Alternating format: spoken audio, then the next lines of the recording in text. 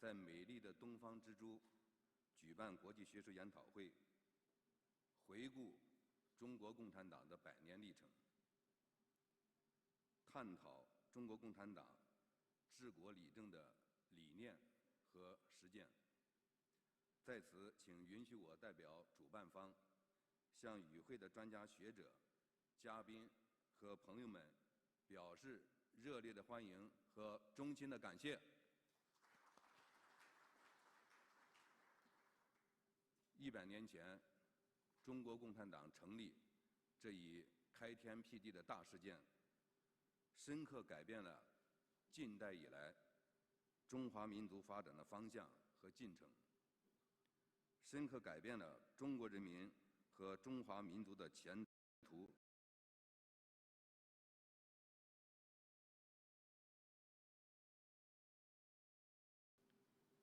我们举办此次，就是旨在探讨中国共产党在一个拥有14亿多人口的大国治国理政的成功经验。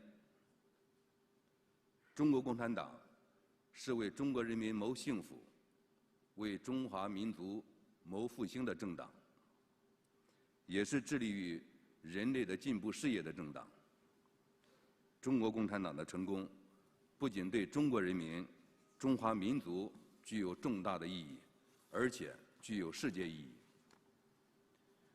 中国共产党的国家治理经验，为发展中国家治理提供了中国智慧。中国走和平发展的道路，为维护世界和平提供了中国力量。中国推动构建人类命运共同体，为全球治理提供了中国方案。正如英国的著名学者马丁·雅克先生曾经指出的，中国提供了一种新的可能，开辟了一条合作共赢、共建共享的文明发展新道路。这是前无古人的伟大创举，也是改变世界的伟大创造。我们举办此次研讨会，就是旨在展望在中国共产党领导下，香港一国两制的美好前景。中国共产党是一国两制方针的创立者、领导者、践行者和维护者。一国两制在香港已经探索和实践多年，期间无论是顺利还是波折，中国共产党都始终维护香港的繁荣发展和稳定，致力于推动一国两制行稳致远。正如英国前首相撒切尔夫人的外交政策顾问查尔斯·鲍威尔所言，一国两制以一种优雅的方式解决了难题，也是一种长期的解决方案。这既是中国的创举，也是香港之幸。展望未来，我们可以自信地说，香港的明天一定会更美好。女士们、先生们、朋友们，我们的会议一经发出邀请，迅速得到了国际学界的积极响应。来自美国、英国、法国、俄罗斯、德国、日本、澳大利亚、马来西亚以及中国香港等不同国家和地区的国际知名专家学者纷纷应邀参加。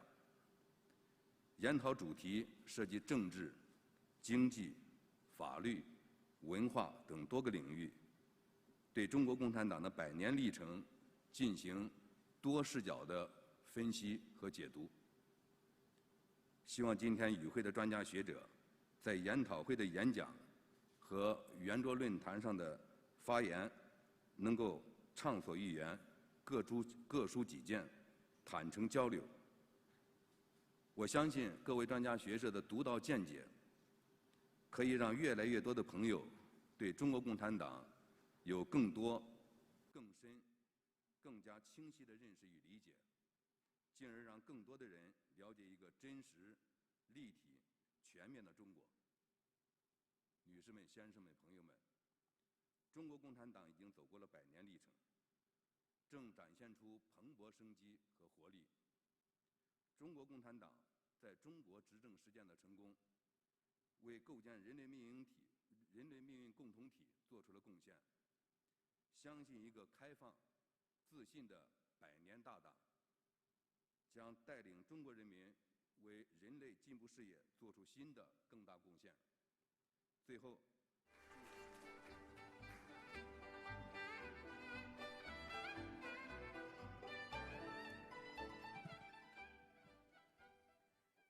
Mr. Mao, Deputy Director Tan, Commissioner Liu, Major General Tsai, distinguished speakers and guests, ladies and gentlemen, good morning.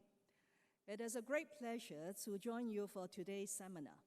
My thanks to Bohemia Magazine for organizing this event, putting timely spotlight on the Communist Party of China, which will shortly celebrate the 100th anniversary of its founding. I particularly welcome this English-speaking event as the ideology and success of this largest governing party in the world should be told globally, clear and loud.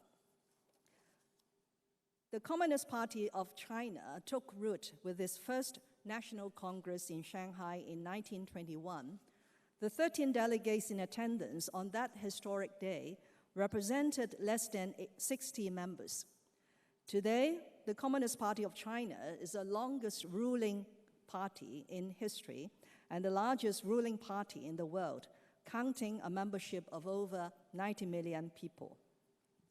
The party's longevity is a clear reflection of its unprecedented success, its boundless ability to reach out and respond to the needs and the ambitions of the people of China. I'm not about to cover the historic and continuing achievements and singular advantages of the party in 10 minutes, or indeed in 10 days.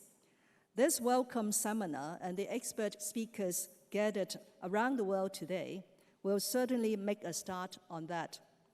But let me touch on just a few highlights to capture something of the weight, the worth, the remarkable scope and significance of the party to our nation. Let's first look at the economic performance, for it very much reflects a country's level of development and, more importantly, the living standard of its people. After overcoming an initial difficult period, China has made unparalleled economic progress, especially over the past 40 or so years since its reform and opening up in 1978. Over the past 40 years, China averaged annual GDP growth of over 9% at constant prices. Over the same period, the world economy grew less than 3%.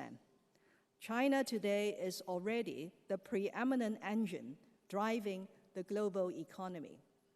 Last year, China's GDP grew 2.3%, the only major economy to realize positive growth in the year of the pandemic.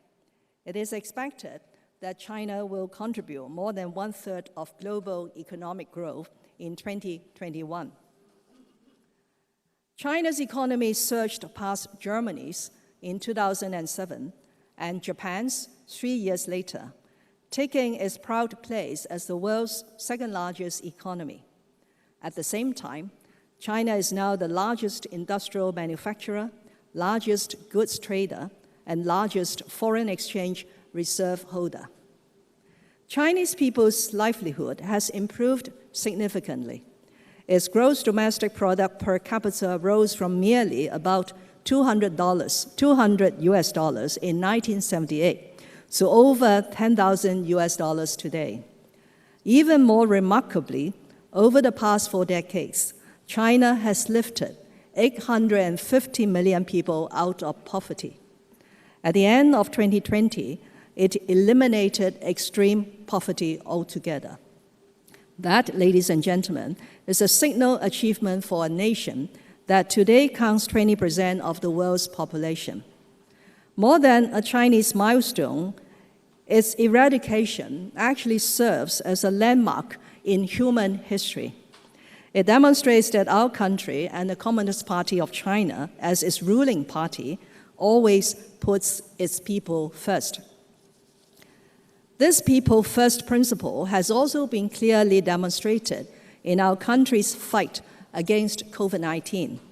As pointed out by General Secretary and President Xi Jinping, and I quote, "We must put people and their lives first. The battle with COVID-19 is won for the people and by the people. What has happened proves that to completely defeat the virus, we must put people's lives and health front and center, demonstrate a great sense of political responsibility and courage, and make extraordinary responses to an extraordinary challenge. No doubt, no effort must be spared to attend every case, save every patient, and truly respect the value and dignity of every human life," unquote. President Xi is true to his word. Like all countries in the world, China has been hard hit by COVID-19, with the virus costing thousands of lives, challenging the health system, and calling a halt to social and economic activities. In the face of this unprecedented challenge, the Communist Party of China has shown great leadership and determination and taken resolute actions to combat the pandemic. The results are there for all to see. The number of infections has been minimized, and China is the first major economy in the world to put the pandemic under control and allow normality to very much resume. Our country's actions are not only for the benefits of its own people, but also for the world. The stringent actions taken by China at an early stage of the pandemic have brought valuable time for the world to make preparations.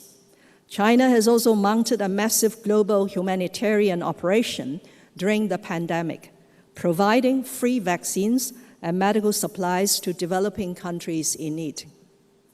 Our nation's response to COVID-19, as well as its many achievements over the many decades, speak of the unique advantages enjoyed by the country under the ruling of the CPC. Such unique advantages include extraordinary capability in organizing and mobilization, in planning and coordination, as well as in implementation. Under the leadership of the CPC, China managed to make quick decisions and mobilize all forces in a fight against the pandemic. Medical teams and equipment from different provinces were swiftly gathered to provide support to places suffering from outbreaks. People from all walks of life proactively joined the fight and made their contributions. Medical staff in public hospitals worked days and nights to care for the patients, while grassroots organizations and personnel provided support to tens of thousands of people during lockdowns. Perhaps the most impressive of all, large-scale temporary hospitals were put up within days to care for the patients. During the outbreak in Wuhan, the Huochengshan Hospital and the Leishanshan Hospital were put up in 10 and 12 days, respectively. The unique advantages of China are also clear in infrastructure construction. China's first high-speed railway, the Beijing-Tianjin line, opened in 2008.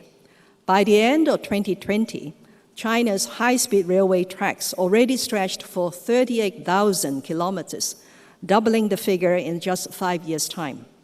No other nation in the world can claim a domestic railway of such size of significance. This is what people called the speed of China, made possible under the leadership of the Communist Party of China. As an inseparable part of the People's Republic of China, Hong Kong's Special Administrative Region has benefited hugely from the country. The country provides a safe haven for Hong Kong in times of turmoil and giving us a shot in the arm when needed. For example, it has rendered support for Hong Kong to ride out and overcome the serious threats to our financial stability posed by the 1997 Asian financial crisis. The life and health risks and economic recession caused by the 2003 SARS outbreak, the negative impact of the 2008 global financial tsunami, and more recently, the COVID-19 pandemic. In addition, the country always embraces Hong Kong in its overall development, as evident by the important roles given to Hong Kong in major national strategies, such as the Belt and Road Initiative, the Guangdong, Hong Kong, Macau Greater Bay Area, as well as in the recently approved 14th Five-Year Plan of the nation. But the most important of all, the central government and the Communist Party of China have always been committed to the thorough implementation of this great concept of one country, two systems. Put forth by Mr. Deng Xiaoping, the great concept not only successfully resolved the issues left over by history, making it possible for Hong Kong to return to the embrace of our motherland, but also ensured the prosperity and stability of Hong Kong. Over the past 2 years, when Hong Kong faced unprecedented challenges, the central government and the Communist Party of China have stayed true to the original intention of one country, two systems, and always acted in accordance with the Constitution and the Basic Law. The implementation of the national security law since June 30th last year has effectively restored stability in the Hong Kong society, while the recent improvements to the electoral system of the Hong Kong Special Administrative Region will ensure patriots administering Hong Kong. These two key initiatives fully demonstrate the central government's and the Communist Party's unwavering determination in upholding one country, two systems, and they will go a long way towards ensuring the long-term prosperity and stability of Hong Kong. Ladies and gentlemen, history has told us that the Communist Party of China has been able to lead the country to overcome difficulties and challenges, bring prosperity to the country, and improve people's livelihood. As our country continues to make strides towards the Chinese dream of national rejuvenation, there will be more challenges in the future, but they too will be overwhelmingly met, managed, and surmounted by the Communist Party of China and the people of China. Now that Hong Kong has been put back on its right track under the party's declared institutional strength of one country, two systems, we should make our contribution to the Chinese dream by embracing patriotism, national pride, team spirit, and hard work, and putting people's interest first. I wish this seminar every success. Thank you very much. 谢谢行政长官，请就座，谢谢。 Thank you very much, Chief Executive Carrie Lam. 下面有请中央政府驻港联络办副主任谭铁牛先生致辞。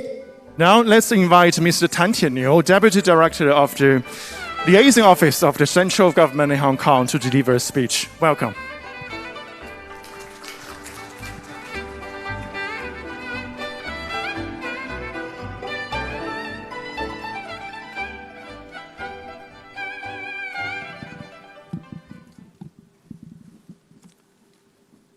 Chief Executive Carrie Lam, Chairman Mao Zedong, Commissioner Liu Guangyuan, Commissar Cai Wen-zhong, distinguished guests, dear friends, colleagues, ladies and gentlemen, good morning. In the run-up to the 100th anniversary of the founding of the Communist Party of China, or CPC, it is truly my great pleasure to join you here at today's international symposium to explore the party's 100 years history and its reasons for success. On behalf of the Liaison Office of the Central People's Government in Hong Kong, I would like to extend a warm congratulations on opening of the symposium and also a very warm welcome to all of you. 100 years ago, the party was founded at a time of colossal internal turmoil, external stress, and unprecedented social crisis. Over the past 100 years, the CPC has succeeded in uniting and leading the Chinese people in an arduous and relentless struggle, resulting in a tremendous transformation of China. China now is the world's second largest economy, it has seen remarkable technological advancement, a surge of comprehensive national power, and a rising international influence. Many may wonder, why has the CPC been able to achieve such great successes? How is it that it enjoys such popular support from the Chinese people? What makes the CPC work in China? The answer, I think, can be found in the centennial history of the party. The CPC is persistent in pursuing lofty ideals. General Secretary Xi Jinping has stressed many times that the original aspiration and mission of the Chinese communists is to seek happiness for the Chinese people and rejuvenation for the Chinese nation. This has been the fundamental driving force that has inspired the Chinese communists to strive forward. Over the past 100 years, the Chinese nation, under the leadership of the CPC, has made steady progress towards prosperity and strength. Once impoverished and weak, the Chinese nation has emerged from obscurity to take its position under the spotlight on the world stage. Faced with profound changes posed by unilateralism, protectionism, and hegemonism, the CPC has put forward the vision of building a community of shared future for mankind, promoted international cooperation via the Belt and Road Initiative, and endeavored to foster a new type of international relations based on mutual respect, fairness, justice, and win-win cooperation. To contain the raging COVID-19 pandemic, China has taken the lead in pledging to make vaccines a global public good and has provided assistance to more than 80 countries and international organizations.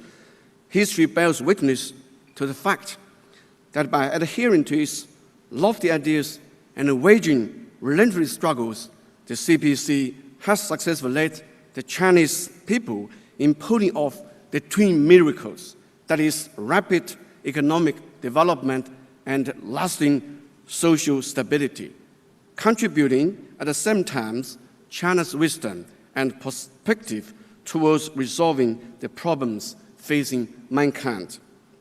The CPC is persistent in seeking truth from facts. General Secretary Xi Jinping observed that all our past achievements were based on seeking truth from facts. The centennial history of the CPC is one of leading the people to understand, transform, build, and develop China in a down-to-earth manner. During the course of its history, the CPC has been faced with a raft of theoretical and practical questions, such as what is socialism and how to build it, what kind of party to build and how to build it, what kind of achievement to achieve and how to achieve it.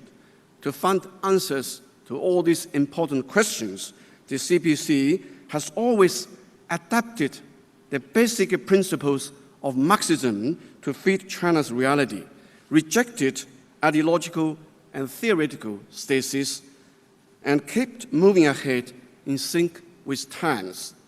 According to popular wisdom, only the wearer can tell where and whether the shoe pinches.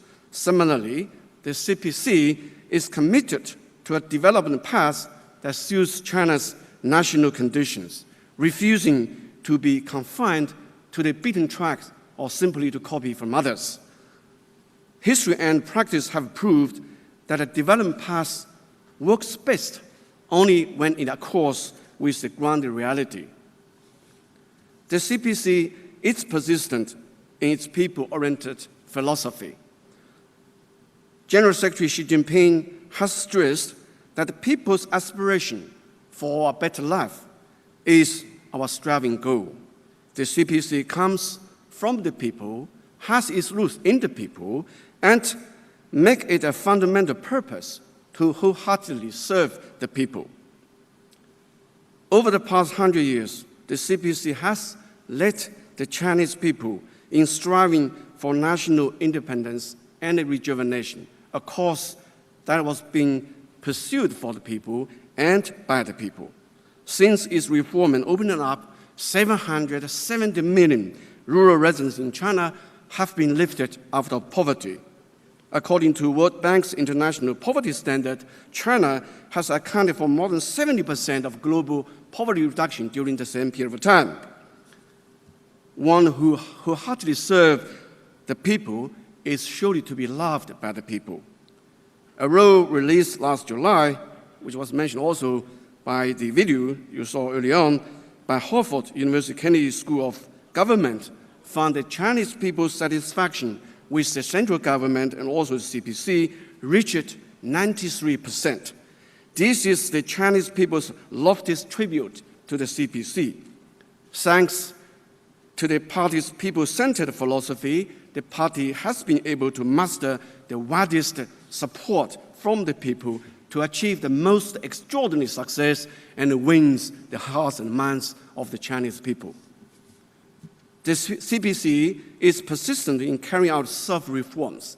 General Secretary Xi Jinping has pointed out many times that the greatness of the CPC lies not in that it never makes mistakes, but that it never conceals its shortcomings, has the courage to face up to problems, to carry out self-reforms, and has a strong ability to correct itself.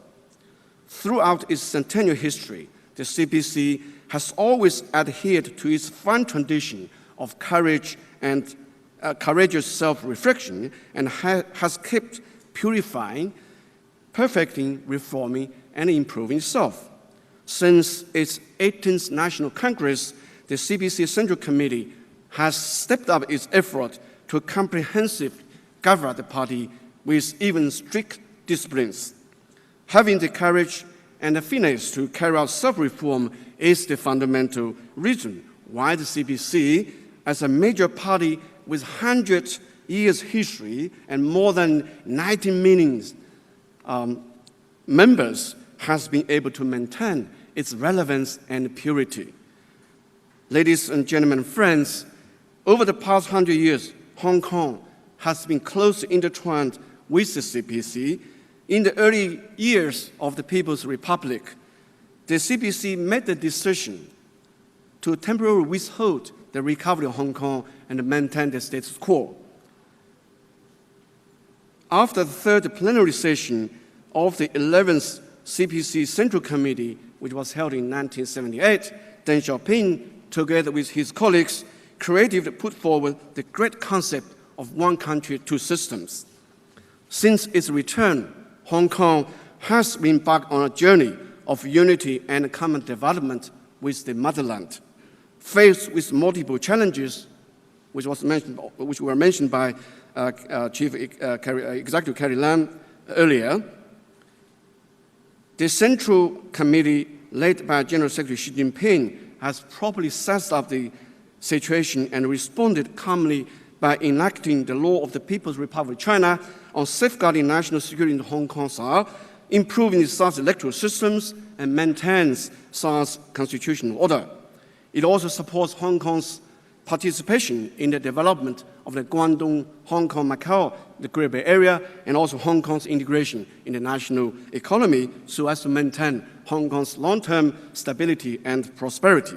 Hong Kong's future is bound to be even brighter. In the past 100 years, the CPC has actively reached out to people and cultures beyond its own shores. Following the fundamental principles of independence, equality, mutual respect, and non-interference in each other's internal affairs, the CPC has established links with over 400 political parties and international organizations in more than 140 countries and regions, transcending differences in ideology and social systems. It also has made its due contributions to maintaining world peace, promoting economic development and driving human progress. Ladies and gentlemen, dear friends, recently a music video entitled "The Youth" has become very popular on the internet. It says, I quote, "I'm still the lad I used to be. My original aspiration has remained unchanged. 100 years is merely a test. The goals for a better life will be achieved one after another." Bearing its lofty goals in mind, the Centennial CPC is in its prime. We firmly believe that as long as we stay true to our original aspiration, keep our mission firmly in mind, and forge ahead, the Chinese dream of the great rejuvenation of the Chinese nation will most certainly become true. An open and confident CPC will definitely be able to contribute to a better world in united efforts with nations across the world. Finally, I do wish today's symposium a great success, and you all enjoy the event. Thank you very much. Thank you， 谢谢谭铁牛副主任，请就座，谢谢。Thank you very much, Mr. Tan Tianniu. 下面有请外交部驻港公署特派员刘光源先生致辞。Now let's invite Mr. Liu Guangyuan, Commissioner of the Office of the Foreign Ministry in Hong Kong, to deliver a speech. Welcome.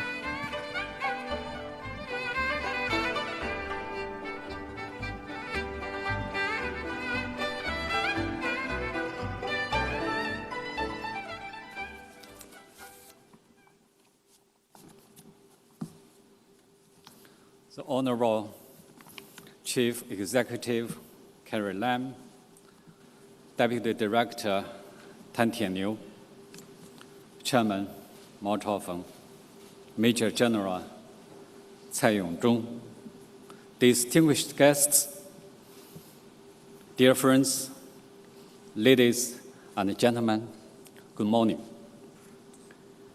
It's a great pleasure to attend the International Symposium on the Communist Party of China's history of 100 years.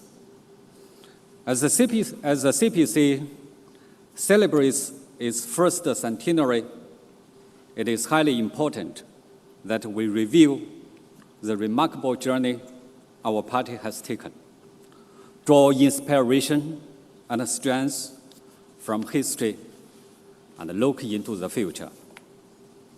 China's diplomacy is conducted under the CPC leadership for the benefit of our people. It has been fully involved in the tremendous transformation as the Chinese nation stood up, grew prosperous, and is becoming strong. The diplomatic work since the inception of the party has demonstrated several salient features. It has stayed committed to keeping abreast with the times.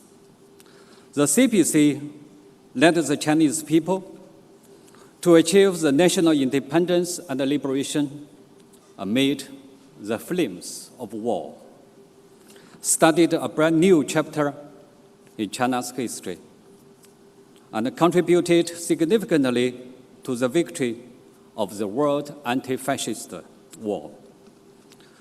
From establishing an independent foreign policy of peace after the founding of the People's Republic of China, to actively integrating into the world economy since reform and opening up, and to making fresh contribution to human progress through major country diplomacy with Chinese characteristics in the new era. China's diplomacy under the party's leadership has all along followed the trend of times and kept breaking new ground in both theory and practice, showing its vision, initiative, and consistency. It has stayed committed to putting people first. The mission of the CPC is to seek happiness for the Chinese people and rejuvenation for the Chinese nation. Accordingly, China's diplomacy is all about serving the people wholeheartedly and realizing, safeguarding, and developing the fundamental interests of the greatest majority of the Chinese people.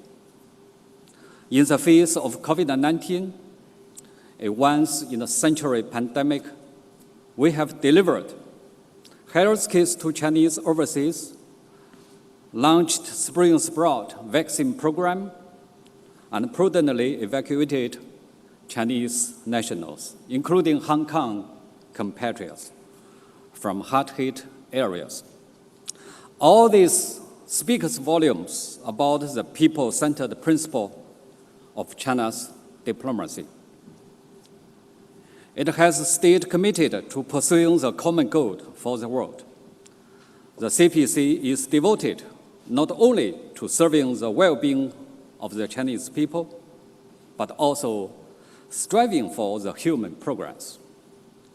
Since the People's Republic of China resumed its lawful seat in the United Nations 50 years ago, it has acted as an adamant champion of fairness, justice, equality of countries large and small.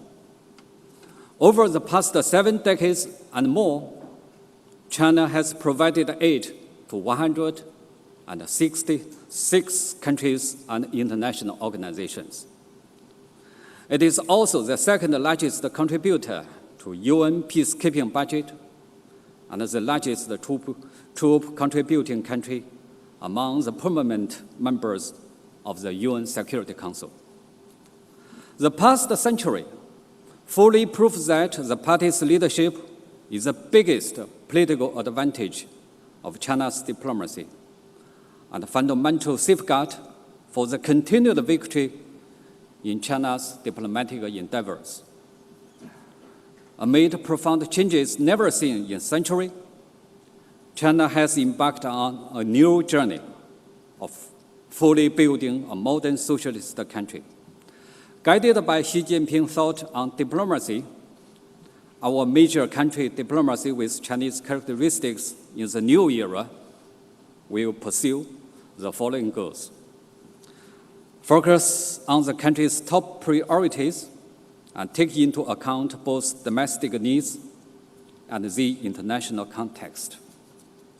We will work all out for national development and rejuvenation on the diplomatic front. Facilitate the domestic and international circulations and contribute to the new development paradigm. We will scale up openness and cooperation and fully oppose protectionism of whatever form. We will advance high-quality Belt and Road cooperation, build an open world economy together with other countries, share more development opportunities with the world, and make great contributions to global recovery and growth. Expand global partnerships and continue to promote a new type of international relations. We will remain committed to pursuing peace, development, and win-win cooperation, foster all-round and balanced relations with major countries, deepen friendship with neighboring countries, enhance solidarity and cooperation with developing countries, and actively advocate a new type of international relations featuring mutual respect, fairness, justice, and win-win cooperation. We will further increase friendly exchanges with people around the globe and boost mutual understanding between China and the rest of the world. Protect our Mother Earth and forge a community with a shared future for humankind. The COVID-19 pandemic has again proven that isolation gets one nowhere, and only by pulling together can we build our common home. We will strengthen the international cooperation against COVID-19, work for a global community of health for all, and build an open, inclusive, clean, and beautiful world of lasting peace, universal security, and shared prosperity. We embrace true multilateralism, fully uphold the UN-centered international system, and will continue to advance the reform of the global governance. Dear friends, the world today is not tranquil. Some anti-China forces have tried to attack and smear China, and have even imposed unilateral sanctions and long-term jurisdiction, and flagrantly meddled with China's internal affairs in breach of international law and basic norms governing the international relations. We have every right to take counter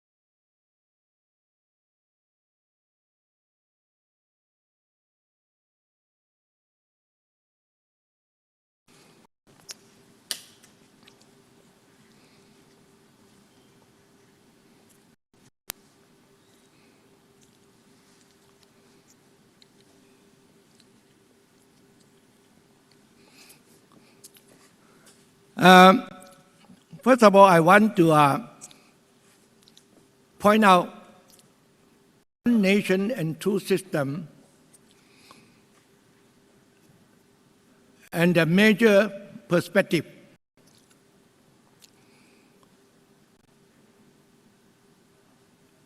The Communist Party of China have decided to give Hong Kong one nation, two systems. End up there have three major perspectives of the world. And we know that in the past few hundred years, especially the conflict of sovereignty, national sovereignty, become the major dangers of the world. Especially the First World War and the Second World War. Like Japan, invest China, simply want to take China and land and resource and the people. Of course, then the Western power went all over the world to secure their colony, all because of sovereignty. They want to expand their sovereignty all over the world. So that means sovereignty as an issue is a very dangerous one. Okay, but now the Communist Party of China knew that very well. If China want to take back Hong Kong right after 1997 or even before, then the people who live in Hong Kong will be facing a terrible situation to adjust. Especially, I've gone through the end of the colony of Malaysia and end of the colony of Singapore. In Malaysia, I grew up confined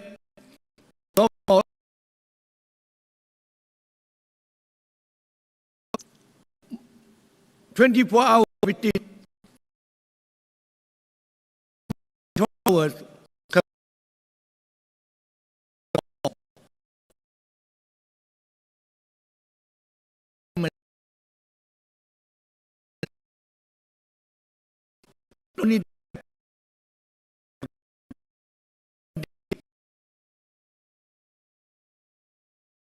Become a major danger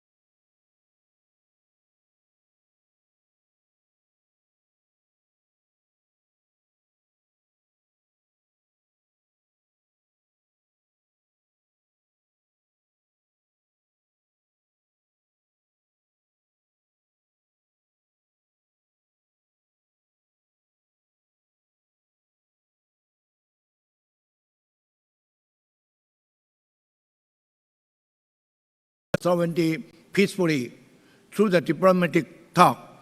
And if you don't agree to go through the negotiation in the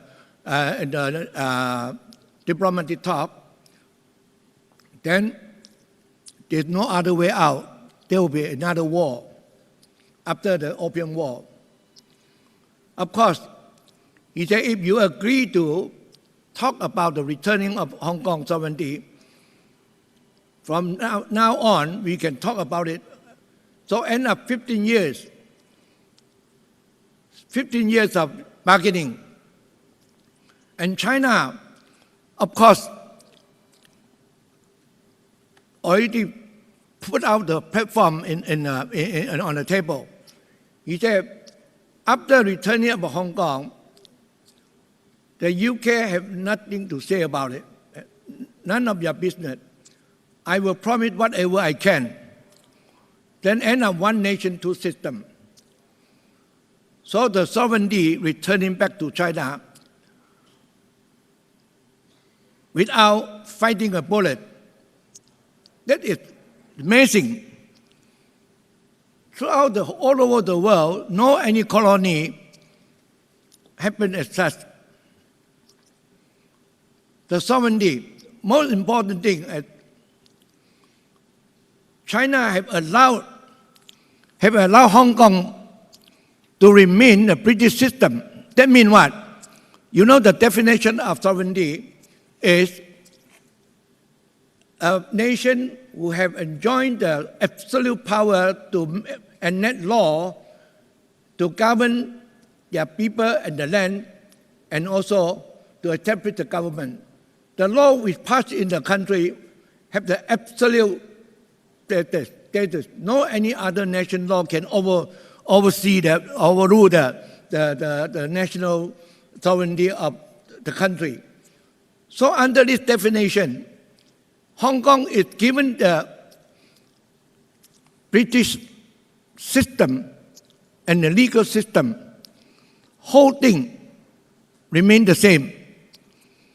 Only China say that there are two things that enacted in a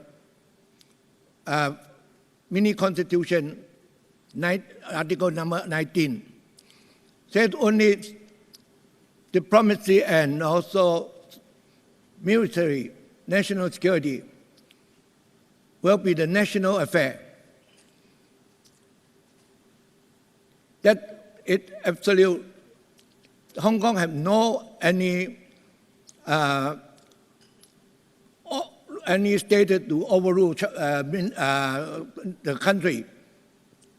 Okay, so I want to make it clear here. Hong Kong is given the status enjoying over 90% of the sovereignty of herself. China system and the China law have never applied it to Hong Kong. So that is very unusual. This is the first point. And the second point about the ideological conflict. Ideological conflict is also the major problem, especially after the Second World War. You know the Cold War have fought between Russia and USA mainly. The so-called Cold War, actually, they have over 460, we call it proxy war. Proxy war. The proxy war means what? Some country have fought for the American interest. So that means that Western capitalism ideology. But the other one is fought for the communism between Russia and USA. Estimated, the proxy war is terrible, it's very fearful. You know, one of the example of proxy war, Vietnam War. Vietnam War has been fought for more than 15 years.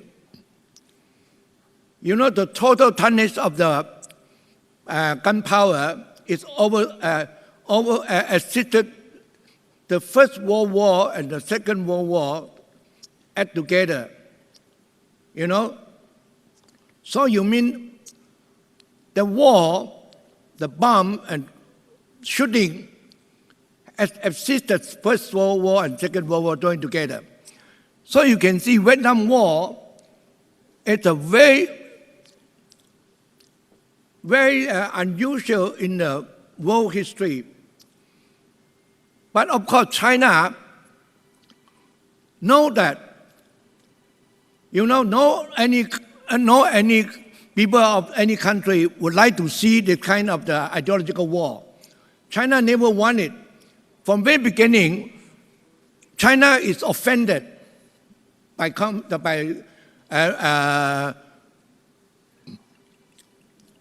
the Communist Party, the communism of China is offended by the capitalism of the Western power. China always wants to remain a peaceful relationship with them, but they can hardly accept and hardly listen. So that is the point we can see that. But China, when he get back Hong Kong, you see that when very important, Deng Xiaoping have been approached a question that, how about the Communist Party will come to rule Hong Kong? No. Totally no Communist Party of Hong Kong, no Communist Party in Hong Kong. So you can see, even Communist Party under the central leadership have totally allowed Hong Kong to be their own, ideologically speaking, capitalism. So this is another point, another very major world issue that never happened to any Western powers in the history. So China have making Hong Kong a good example to demonstrate that ideological conflict can be avoided. Ideological value can accommodate each other. Not necessarily, not definitely a war between them. So the second point, the third perspective I want to emphasize about Hong Kong, one nation, two systems. You know, there are many, we call it metropolitan of the world. The most famous one, I will say that, I will point out London, metropolitan, New York. But I've stayed in New York before when I studied there. I also have gone to London. You know, when you go to New York, you go to the immigration officer, they will ask you a lot of questions, even ask you how much money you carry. When you show them the American dollar at one time, how can you have American dollars? Well, I don't know how to answer the question. I said, sir, how can I have the American dollar? American dollar is all over the world. You know, that kind of a question is given by the immigration officer. So you can see that the attitude of the metropolitan have treated the foreign visitor very fearfully, not comfortably. So I will say, Hong Kong, I stay in Hong Kong more than 45 years, my dear. That's the only place I live in after I was born, to live in a country, longest one. Even Malaysia, I lived total only 22 years. Singapore, 8 years. But in Hong Kong, I lived 45 years. But you know, Hong Kong, after returning back after 1997, Hong Kong became the true world metropolitan. Hong Kong belongs to the world. You know, you read the Constitution, mini Constitution, Article 24.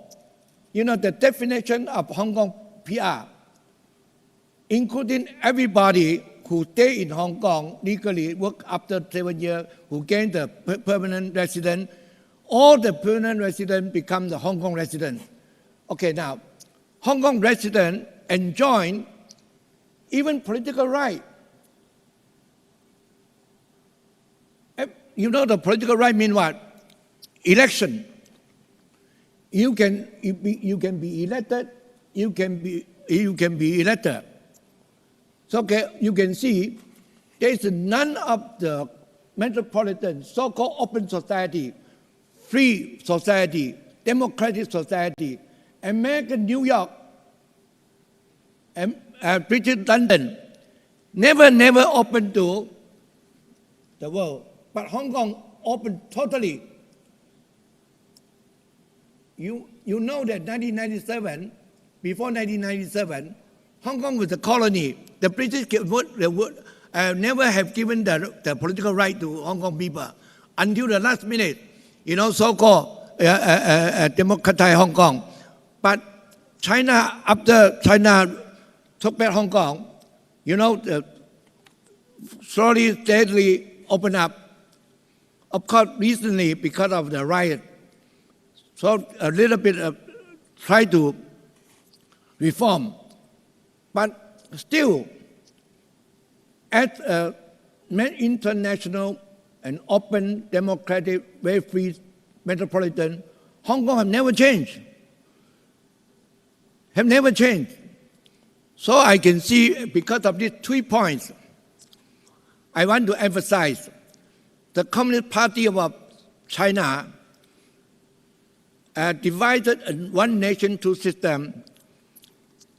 It's a very, very major history of the world, and especially positive force of the world.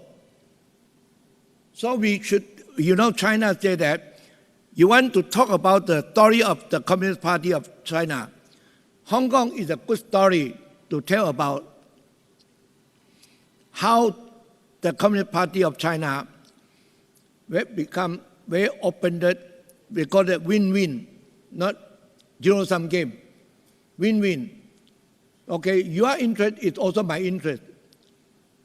Not because your interest is my interest is my interest. No, win-win situation. Under this circumstance, Hong Kong can demonstrate that. After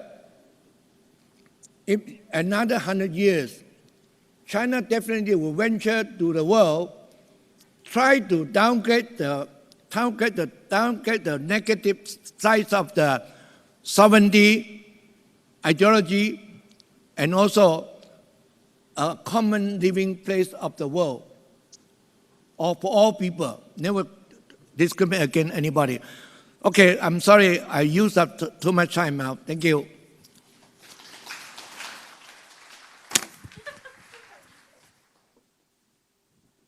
非常感谢郑先生的发言 ，Thank you very much, Mr. Chen。那么今天的研讨会，我们还有幸请到了日本前首相鸠山由纪夫先生。下面我们将看大屏幕来看鸠山由纪夫先生的视频发言。We're honored to have Mr. Hatoyama Yukio, former Prime Minister of Japan, to join us today through a video. 请看大屏幕 ，Please take a look. 皆さんこんにちは。鳩山由紀夫でございます。まずは本年7月に中国共産党が創立100周年を迎えられますことに対し、習近平総書記閣下をはじめ多くの関係各位に対して心からお祝いを申し上げたいと思います。中国共産党が設立されて以来、3つの大きな事件がございました。第1は万里の長征、第2は新中国の建国、第3は改革開放でございます。その中で私なりに過去1世紀を振り返ってみると、我が国による不幸な侵略を含め、中国は多くの困難に直面したにもかかわりませず、その度に中国共産党は人民と共に困難を克服してこられ、その指導の下で中国は経済発展とともに社会も進歩し、また昨年12月、習近平主席は新時代の貧困緩和目標を達成したと宣言されました。2012年に総書記に就任されて以来、わずか8年間という短期間で1億人近い国民が公式貧困基準を超えたということは世界史的にも例がないと私は思います。中国共産党がこの歴史に残る大きな役割を果たしてきたことに最大限の敬意を表するとともに、成功の秘訣を一言で申し上げれば、中国共産党が常に中国人民と共にあったためであると私は信じております。また、改革開放以来の中国の長期的な経済発展には目覚ましいものがございまして、第一次世界大戦以降100年の間、経済規模で米国を凌駕した国は存在しませんでしたが、近い将来中国がそうなることはほぼ確実であります。これは中国共産党の成し遂げられた最大の成果の一つと考えられるでしょう。昨年来、新型コロナウイルスによるパンデミックが世界中を覆い、ワクチン接種が始まったとはいえ、多種の変異ウイルス発生を含め、収束の兆しはまだ見えてまいりません。しかしこのような状況下でも、中国は徹底した感染対策によって、国内の新型コロナウイルスを収束をさせ、経済もプラス成長に転換してまいりました。中国国家統計局の発表によりますと、2020年の中国経済はプラス 2.3% 成長を実現し、コロナ禍が世界中に吹き荒れた中、中国がいち早くこれを収束させ、プラス成長を実現したことは偉大な業績であり、世界経済を下支えする意味でも大きな貢献となったわけでございます。また、中国は早い段階でワクチンの開発に成功し、世界の国々に提供していることは、国内のみならず、世界の多くな命を救っているのであると理解をしています。こうした偉大な業績は、中国共産党の指導の賜物であり、高く評価されるものだと思っています。今、世界は新型コロナウイルスをはじめ、地球環境、いわゆる気候変動問題、貧困など、複数のグローバルな課題に直面しています。第19回全人代の報告書の中に、中国の特色ある外交とは、新しいタイプの国際関係と人類運命共同体構築を促進することだと記載されています。古来、既存の大国と対等する大国との間には緊張がつきものです。今日、中国の GDP はアメリカの約7割に達し、2028年にも逆転するという予測もございます。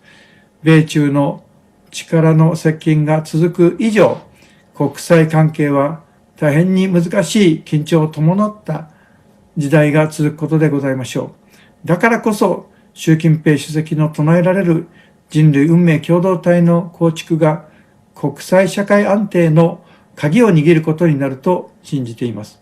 この思想は私が唱えてまいりました友愛精神と東アジア共同体構想に通ずるものでございまして、私自身も強く共感し支持しております。私は2年前に他の国のリーダーたちと共に習近平国家主席と会見させていただいたことがあります。その際に私の唱えております友愛精神は、孔子が論語で説いております仁と助だと思うと。ぜひ友愛精神で一帯一路構想を推進してほしいとお願い申し上げましたところ、習主席は鳩山の言う通りである。私は己の欲せざるところ、人に施すことなかれの助の精神で一帯一路を推進していきたいと答えられました。習主席が私の友愛精神を理解していただき、日本や世界との親しい交流を深めていこうと表明されましたことに心から感動し、このようにして世界と積極的にコミュニケーションを取る中国側の姿勢を高く評価をしております。これから中国共産党が次の100年に入ろうとするときに、特に開放的、包容的なイメージで国際的にどう作り上げて、どう信頼関係を構築していくかはとても重要な点だと思っています。日本の経験に照らし合わせたとき、発展段階が進んでフロントランナーになったときに国家の進化が問われると思います。中国の国力がここまで向上した今、中国は米国のみならず世界各国とどう向き合うかが問われることになるでしょう。私は特にコロナ禍以前の2年間、日中の地方との民間交流を深めるために、中国の各方面から訪中を招請され、北京から海南島まで多くの地域を回って、行く先々で中国の民間と地方による日中友好が、あるいは大変素晴らしく進んでいるということを、熱い思いを肌で感じてまいりました。この国同士の関係が必ずしもうまくいっているとは言えない中で、日中の間にこうも強固な友好の土台があるからこそ、私は日中関係の未来に自信を持っているのでございます。また、日中は歴史、文化、経済、医療などの面で深いつながりがあり、強力なウィンウィンを目指さない理由はないのであります。谢谢大家。谢谢。下面有请英国剑桥大学前高级研究员、清华大学访问教授马丁·雅克先生进行视频发言。Now let's welcome Mr. Martin Jack, former senior fellow of Cambridge University and visiting professor of Tsinghua University, to deliver a speech through video. Please. Well, I'd like to thank the organisers of the conference for giving me this opportunity to speak to you. It's a privilege and I look forward to it. And I'd like to send my greetings to all the attendees and wish you a successful conference. The West does not understand China. It doesn't understand China because the West's self-belief is that every country should be like the West. The same norms, the same values, the same kind of institutions. But it's quite impossible for China to be like the West. Why? Because China comes from very different history and a very different culture. And it is these two things that shape China today and, of course, over a long period of time. Now, let me give you a classic example of the West's problem in this context. You will remember that between 1972 and 2016, there was a relatively cooperative and benign period in the relationship between China and the United States. And for the Americans, this was based on two basic assumptions. The first was that over time, as China modernized, it would westernize, and thereby it will become increasingly like a Western-style country, maybe economically, but certainly politically. It didn't happen.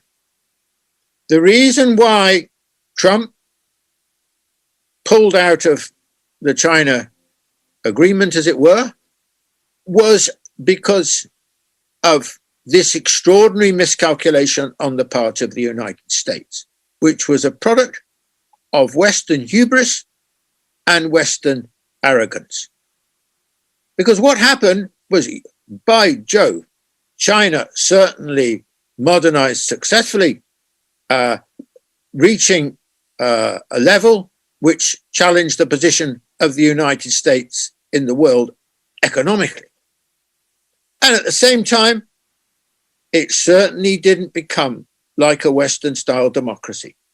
China's political system remained as distinctive as it had been at the beginning and as distinctive as it has been historically over a very long period of time. And here we have the crunch. China will remain highly distinctive from the West in all sorts of different ways, because China is rooted in Chinese civilization. It is a civilization state as well as a nation state, but primarily a civilization state. It is shaped today, as well as historically, by Confucian values. The relationship between the state and society is very different from that which prevails in the West. And of course, meritocracy is a fundamental aspect of Chinese governance. Now, nowhere is this chasm, if you like, between China and the West more evident than in their respective political systems. Let me talk about the West's attitude for the moment. The West thinks that, well, the West's main calling card, put it like this, main calling card since 1945 has been democracy, by which it means universal suffrage, multi-party system, rule of law. And in its view, any political system that does not have these characteristics lacks a fundamental legitimacy. In other words, that in its view, China's political system lacked popular legitimacy. The West believes that this is the summit of achievement when it comes to governance. It cannot be improved upon. It is, if you like, here to stay forever. Now, a bit of history here will help us to get this into context, because we need to get it into context. We're talking about since 1945. Between 1918 and 1939, most of what we know as the West was not democratic. Britain, yeah, at that period, conformed to this. The United States, by and large, conformed to this. But by and large, across Europe, for example, most countries were not democratic in this form. Indeed, many were authoritarian regimes. So it's very important to get this into context, you see. Because if we want to understand what's happened since the 1945, we don't want to deal in abstract ideals. We want to understand the circumstances that underpinned the West's ability and commitment to this kind of democracy. This period was marked by Western hegemony, Western leadership of the world, Western economic supremacy in the world, reasonable economic growth, and of course, rising living standards. These all pertained in the West, certainly from 1945 to around about 1980. Then from 1980, things began to weaken, to fall apart a little, if you like.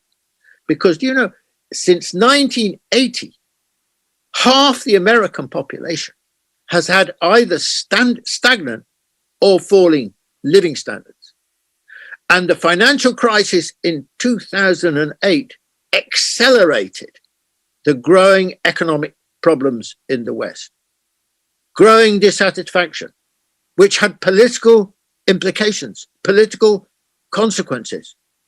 It is impossible to understand the election of Trump in 2016 without understanding the deep dissatisfaction amongst wide sections of the American population in the American system, its failure to deliver, the failure of the democratic system to deliver, not just the economy.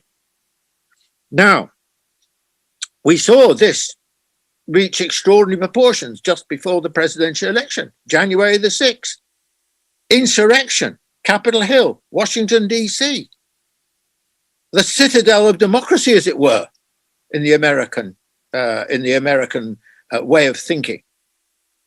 And we saw increasingly, well, maybe does Trump actually support American-style democracy? Is he an advocate of it? Well, there wasn't much evidence to suggest this. He was clearly, at best, a profound skeptic. So what we are witnessing in the West is a crisis of democracy, a growing crisis of democracy, certainly in the United States. Biden's in power now. Will Trump get elected next time? Or will someone like Trump get elected next time? we are witnessing in the West a crisis of governance. Now, the West likes to talk about some kind of crisis of Chinese governance. I'll come to that in a moment. This is obviously, quite frankly, nonsense. In fact, what the task the West has to address is this. They don't understand the Chinese Communist Party. And they need to understand the Chinese Communist Party, because the Chinese Communist Party is undoubtedly the most formidable political party in the world. It is the most successful political party of modern times. It has transformed China since 1949 from an extremely poor country to what is now the second largest economy in the world, and increasingly it's on the verge of becoming the largest economy in the world. This is a remarkable achievement. And you might ask the question, well, how is the Chinese Communist Party succeeded in doing this? This is an extremely important question. I think that first, it's, as I've already alluded to, it's got extremely deep roots in the Chinese population. And that's given it a sense of the need to represent, of representativity, and also an underlying self-confidence that you do actually represent the people and therefore can act and speak on their behalf. That's one factor. I think the other factor I would emphasize is that the Chinese Communist Party is intellectually remarkably agile, resourceful. It has a sense of direction, or an ability to conceive of a strategy and follow that strategy through. There's another characteristic I think that's worth emphasizing about the Chinese Communist Party, and that is it combines two things which on the face of it are dichotomous. One is it thinks long term. It's very far-sighted. It is always thinking about the future. It's always conceiving of what China's future should be like, on the one hand. And on the other hand, it's very pragmatic. Remember the old slogan, very popular with Mao, but also many Chinese leaders, Deng and Xi Jinping and so on. Seek truth from facts. In other words, don't build castles in the air. Always make sure that you're addressing the reality as it is. So you have these two very powerful steers, if you like. One is long-term thinking. The other is being pragmatic, always keeping in touch with the situation and where the people are. Now, what's another very important characteristic, it seems to me, of China and Chinese governance? And here we reach back actually into Chinese history. You know, one of the features of Western discussion of the state of governance is that by and large, it only talks about the means of selection. In other words, about how they conceive of Western style democracy. The points I made earlier, universal suffrage, multi-party system, and so on. The West does not, or barely ever actually in reality, talk about state competence, government competence. Now, when you take China, China is entirely different. And this goes back a very long time. In fact, in some sense, it takes us actually back to Confucius. China has always prided itself on its statecraft, on its governing competence.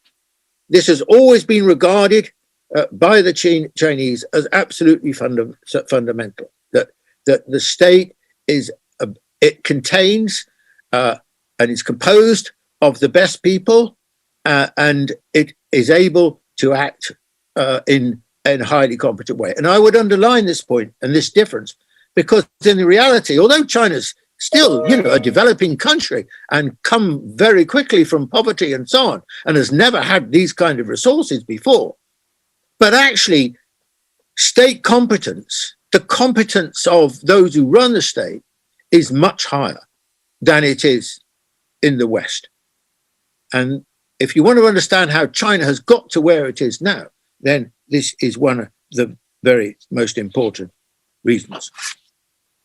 Now, one of the criticisms of China in the West is that it is that it's a one-party system, and in a one-party system, the people don't have any choice. And therefore, it's subject to a process of ossification.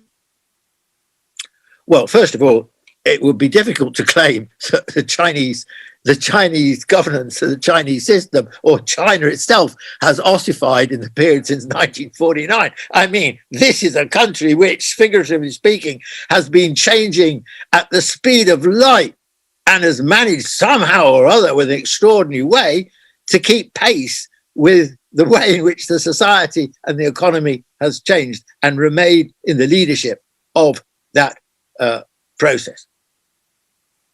So what about choice? Well, let's not talk in cliches here. Let's take the end of Mao, after the death of Mao, and Deng Xiaoping becoming China's leader. And what did Deng Xiaoping represent? I mean, he believed that China was changing, was growing, but could grow faster. He believed that China could do much better. So what did he do? He made two fundamental changes to the way in which the Chinese Communist Party thought. First of all, he expanded the notion of economic strategy to embrace not just the government or the state and the plan, but also the market. This was a big change, but it was an absolutely critical change, because from that moment, China, instead of growing at around 4 to 5%, started growing at 10%. And secondly, he believed that China needed to join the world, to integrate itself with the world, including the capitalist world. He was very confident. Ultimately, we have to be able to compete with the capitalist world. In other words, he was behind the integration of China into the world. Now, these were actually two profound changes, bigger changes than any major Western countries made in that same period between 1978 and the present. Extraordinary changes. And where did they come from? Another political party? No, it came from the Chinese Communist Party. How does the Chinese Communist Party manage to do something like that? Because this is a Communist Party deeply rooted amongst the people, very self-confident, and therefore able to make changes which, quite frankly, in a Western country like the Democrats and the Republicans, or the Conservative Party and the Labour Party, we've never seen anything like that. So the idea that just because you've got a one-party state, you ossify, you can't make shifts, you can't make changes, you lose touch with the people, I'm sorry. That might be happening in the West, but it's certainly not been happening in China. And by the way, the other thing, of course, that Deng made was he introduced, he said, look, we need a new kind of state. We need a state that is competent to engage in economic transformation. We need a new mentality. We need everyone to possess this idea of where we need to go. We need everyone to have initiative and so on. And Deng, I think, was in a sense, he in that sense invented the modern Chinese innovative spirit that we see now so well. So what else can we say about it? Well, one of the things that always strikes me and impresses me about the Chinese Communist Party is that it doesn't think that despite all these successes, despite this extraordinary history, it doesn't believe that is a model for others. It doesn't expect, it doesn't require, it doesn't believe that other countries can transplant the Chinese way into their own country, because China is specific. China is very different. Now, contrast that, by the way, with the attitude of the United States, as I started at the beginning. Everyone should be like us. Everyone should have a Western template. Or contrast it indeed with the Soviet Communist Party, which believed, in every country being like the Soviet Union. China's mentality is very different. Sure, it's got things to offer.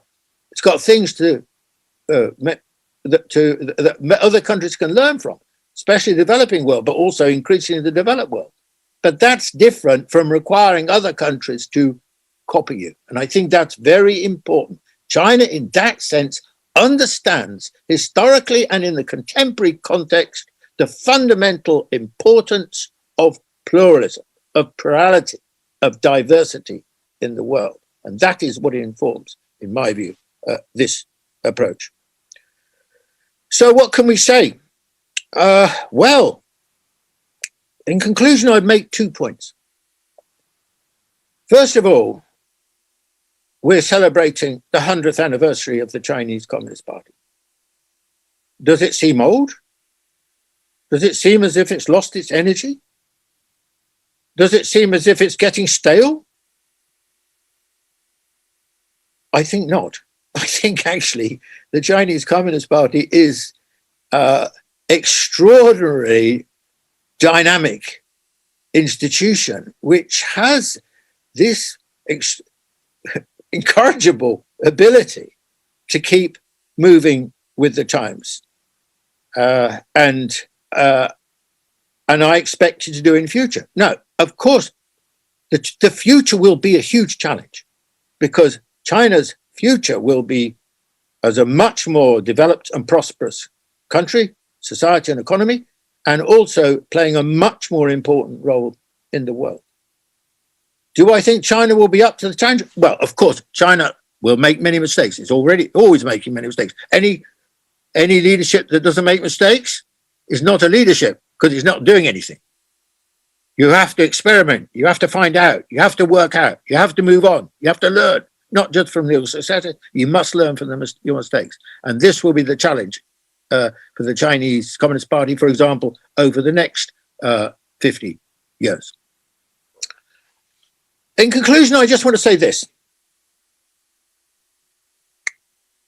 Let's reflect, to finish, on China's history. Over a period of 2,000 years since the Qin dynasty, 211 BC, China has uniquely had arguably 5 periods when it has been either the most advanced society in the world or one of the most advanced. I'm thinking of part of the Han, the Tang, maybe the Song, part of the Ming, and part of the Qing.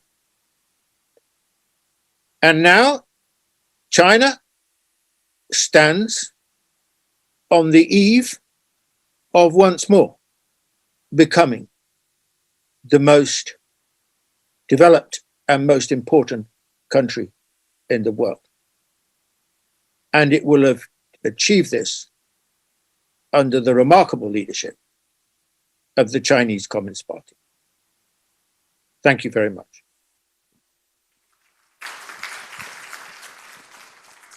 非常感谢马丁·雅克先生 ，Thank you very much, Mr. Jacques。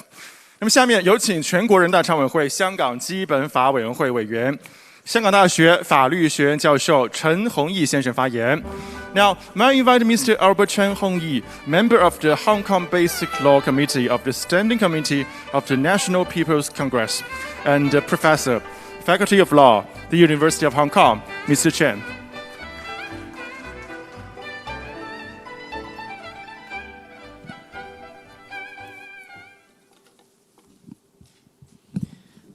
Distinguished guests, ladies and gentlemen, it is an honor for me to speak at this symposium to commemorate the 100th anniversary of the Communist Party of China, or CPC. As a scholar of law, I would like to speak briefly on two law-related projects in the history of the party that are still ongoing today. They are the project of developing a socialist legal system with Chinese characteristics and the project of one country, two systems. After the PRC was established in 1949, it was decided to abolish the existing legal system of the KMT regime and to build a new socialist legal system. The new legal system was developed on the basis of the CPC's experience of governance of parts of China before 1949, and also by borrowing from the concepts and institutions of socialist legality in the Soviet Union at the time. A firm foundation for the new legal system was laid by the enactment of the first constitution of the PRC in 1954. In that year, the National People's Congress also passed a series of organic laws on the basic institutions of the political and legal systems. In 1956, the 8th National Congress of the CPC decided to embark on a project of legal codification. It was decided that laws would be made to protect citizens' rights, and state organs were required to abide by the law. It is well known that China experienced some setbacks to the project of legal system building after the anti-rightist movement of 1957, and further and more severe setbacks during the Cultural Revolution era that began in 1966. It is also well known that the historic turning point came in December 1978, when the third plenum of the 11th Central Committee of the CPC was held. Adopting the ideas of Deng Xiaoping, the plenum decided not only on a new policy of reform and opening in the economic arena, but also decided that China should actively engage in a project of rebuilding its legal system. Deng Xiaoping said at the time, and I quote, "In order to safeguard people's democracy, the legal system must be strengthened. Democracy needs to be institutionalized and legalized, so that such a system and such laws should not change merely because of a change in leadership or a change in the leader's views and attention." Unquote. The communique of the third plenum declared as follows: "There must be laws for people to follow. These laws must be observed.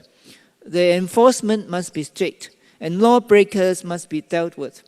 From now on, legislative work should have an important place on the agenda of the National People's Congress and its Standing Committee. Procuratorial and judicial organs must maintain their independence as appropriate. They must faithfully abide by the laws, serve the people's interests, keep to the facts, guarantee the equality of all people before the people's laws, and permit no one to have the privilege of being above the law." Unquote. The plan for the development of the Chinese legal system was immediately put into action in 1979 when the NPC enacted a series of basic laws. Peng Zheng, a senior official in charge of lawmaking, said to the NPC, "People are craving for law. The people of the whole country are eagerly demanding a sound legal system." Unquote. Since 1979, the project of building a modern socialist legal system suitable for China's circumstances has continued to be carried out actively, consistently, and speedily. Legal reform has broadened in scope to cover all major areas of modern law. It has also deepened with the development of legal scholarship and education, and increasing understanding of the importance of the legal system for the purposes of economic development, better governance of society, and better protection of citizens' rights and interests. The achievements in building China's legal system has received international recognition. For example, Professor William Alford of Harvard University has described China's legal development since 1979 as an event of epic historic proportions, and has pointed out that no other major modern society has endeavored in so short a time to reconstruct its legal system in so extensive and novel a fashion. Professor Stanley Lobman of Stanford University commented that since 1979, law has gained more importance than it has ever possessed in Chinese history, and new conceptions of legal rights have been developed.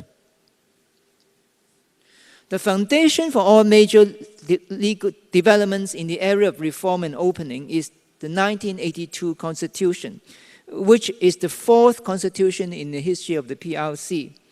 This constitution, subject to some amendments, is still in force today.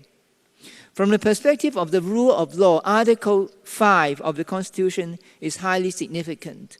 It provides for the supremacy and authority of the Constitution and the law, and requires all state organs and political parties to abide by the Constitution and the laws. The Constitutional Amendment of 1999 introduced a new provision into Article 5, which states the principle of ruling the country according to law and building a socialist state based on the rule of law. The 1999 amendment is one of 5 sets of amendments to the 1982 Constitution. The amendments reflect the deepening and strengthening of the policy of reform and opening, including economic reform as well as legal reform. For example, the constitutional amendments have introduced the following terms and concepts into the Constitution: the preliminary stage of socialism, socialism with Chinese characteristics, the socialist market economy, protecting the private sector of the economy, and protecting human rights and private property rights. At the 15th National Congress of the CPC held in 1997, it was declared that the goal of legal development was to establish a socialist legal system, a socialist system of laws with Chinese characteristics by the year 2010. Since 1997, further intensive efforts in lawmaking have been made, and it was announced at the NPC meeting in 2011 that the task of forming the legal system, this system of laws with Chinese characteristics, had been successfully completed by the target date of 2010. In 2014, the 4th plenum of the 18th Central Committee of the CPC was held. This was the first plenum of the Central Committee in the CPC's history that devoted itself entirely to the topic of legal development. The plenum passed a decision on the full promotion of ruling a country according to law. The decision elaborated the concept of the system of socialist rule of law with Chinese characteristics, which includes the 4 domains of lawmaking, implementation of law, judicial reform, and promotion of compliance with law. Efforts in the implementation of the 2014 decision and further development of legal thought led to the promotion of Xi Jinping's thought on rule of law early this year. At the same time, a plan for development of rule of law in China in the period 2020 to 2025 was promulgated. According to this plan, a system of socialist rule of law with Chinese characteristics should be basically formed by the year 2035. By this date, the project of the modernization of China's system of governance and its governance capacity, as enunciated at the 4th plenum of the 19th Central Committee of the CPC in 2019, is also expected to be completed. We can therefore observe that the project of legal development initiated by Deng Xiaoping in 1978 is a long-term project that is still very much a work in progress today. So is the project of One Country, Two Systems initiated by Deng, also in the late 1970s, to which I will now turn. The idea of One Country, Two Systems was originally conceived for the purpose of the peaceful unification of mainland with Taiwan. This was first publicized in the 9-point proposal of Chairman Ye Jianying's Ye Jinying of the National People's Congress Standing Committee in September 1981. In January 1982, Deng Xiaoping used the term one country, two systems for the first time. And he said that this was the essence of Ye Jinying's proposal. There was to be one China, but two systems, the socialist system on the mainland and the capitalist system in Taiwan. The new constitution enacted in December 1982 contains Article 31, which provides for the possible establishment of special administrative regions in China. The concepts of one country, two systems and special administrative regions were soon applied to resolve the question of Hong Kong's future, leading to the conclusion of the Sino-British Joint Declaration in September 1984. In a speech on the 31st of July 1984, Deng has expressed full confidence in one country, two systems. He also said that it can become a model for the international community in resolving problems left over by history. That is, a model for the peaceful settlement of international disputes. When Deng met with Mrs. Margaret Thatcher in Beijing on the 19th of December 1984, he pointed out that the 50-year guarantee for the Hong Kong Special Administrative Region was based on careful consideration of China's realities and developmental needs. He said that by the middle of the 21st century, China would reach the same level of economic development as other developed countries. In the meantime, he believed that allowing capitalism to exist in a relatively small area of China, while the main body of China would continue to practice socialism, is an arrangement which is not only conducive to the maintenance of stability and prosperity in Hong Kong, but can also contribute to economic development and modernization in the mainland. As in the case of China's legal development, the project of one country, two systems is still a work in progress today. It is noteworthy that one country, two systems has been emphasized as one of the 14 national policies to be insisted upon, according to Xi Jinping's thought on socialism with Chinese characteristics in the new age that was endorsed by the 19th National Congress of the CPC in 2017. Xi's vision is that socialist modernization would be realized by the year 2035. And by the year 2050, China would become, and I quote, a modernized and strong socialist state that is wealthy, democratic, highly civilized, harmonious, and beautiful, unquote. I'm sure we in the Hong Kong Special Administrative Region, under one country, two systems, can make an important contribution to this project of socialist modernization and the renaissance of the Chinese nation. Thank you.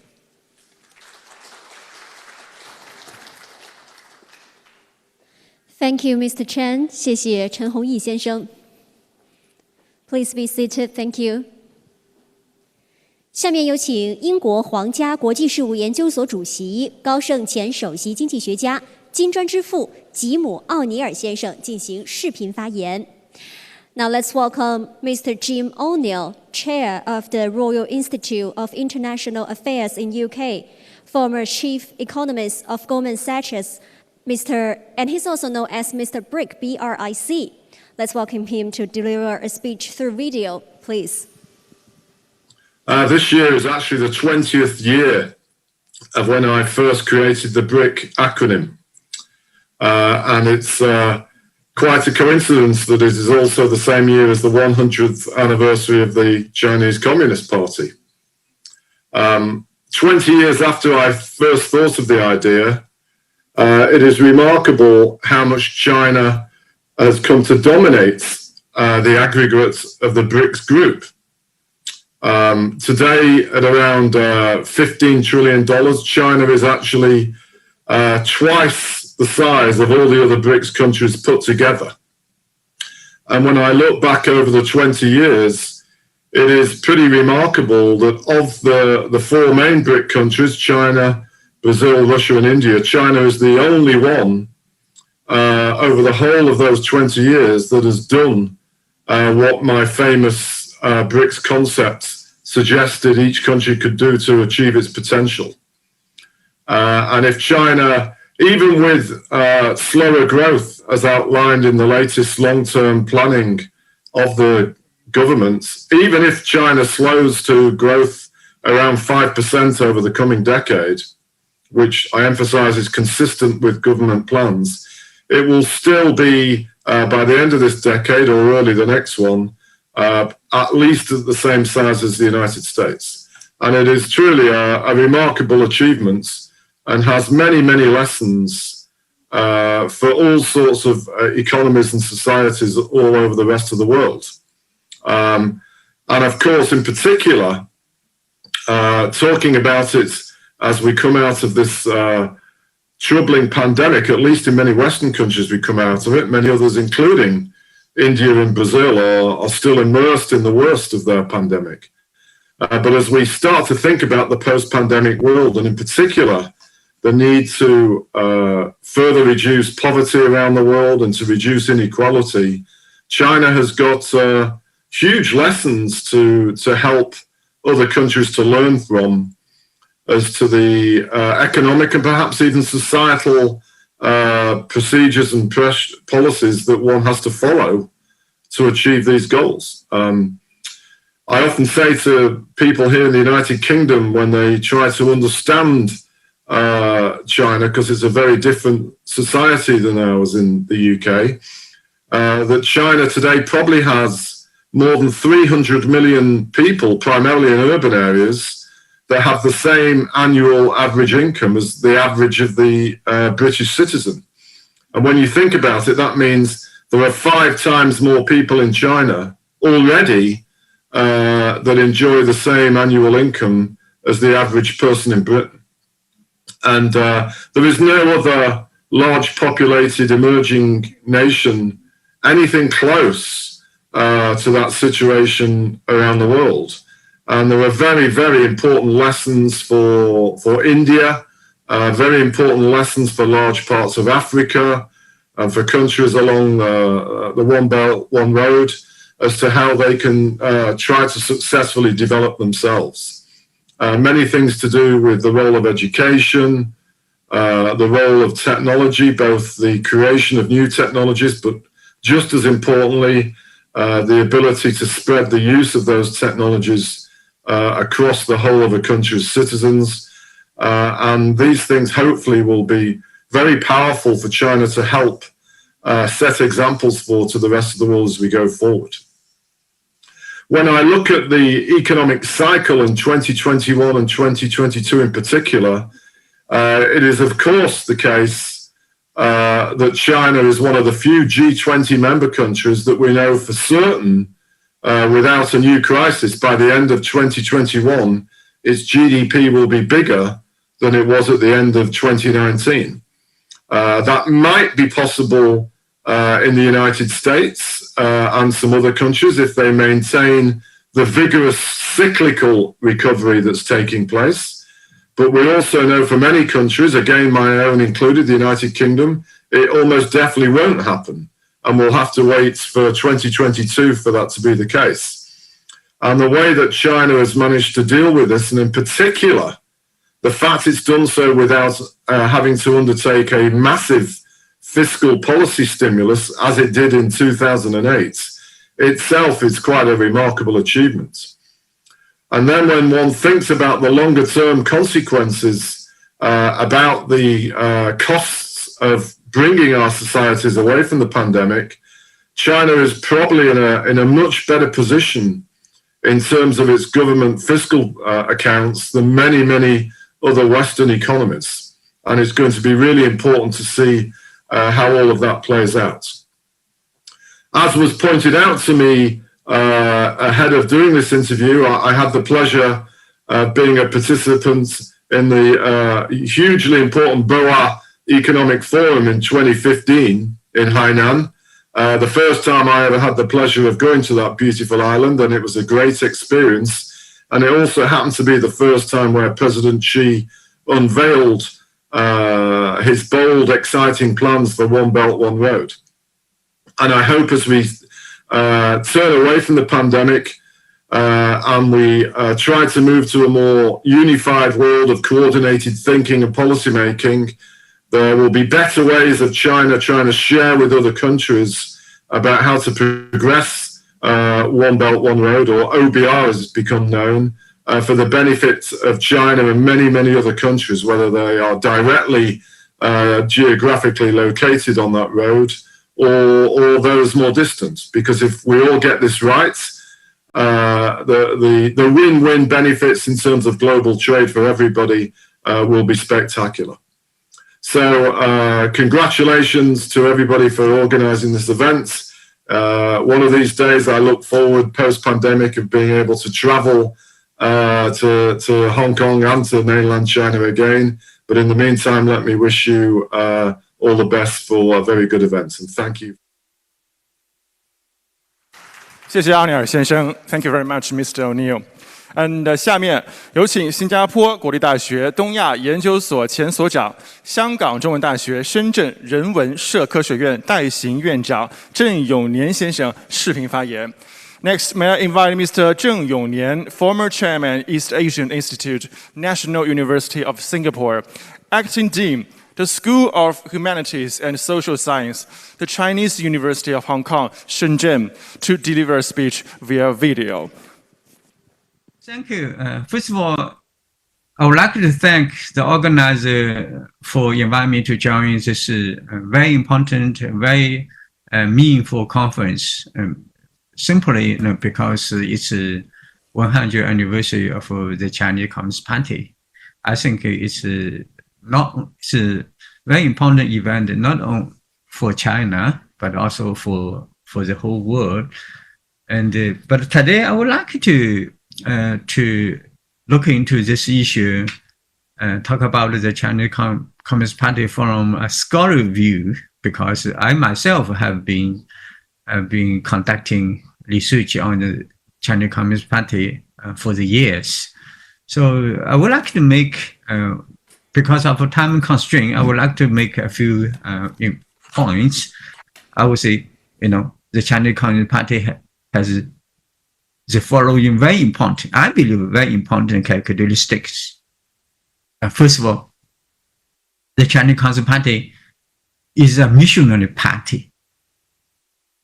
The party has its mission. Of course, the party adjusts its mission according to time, according to the needs. Right?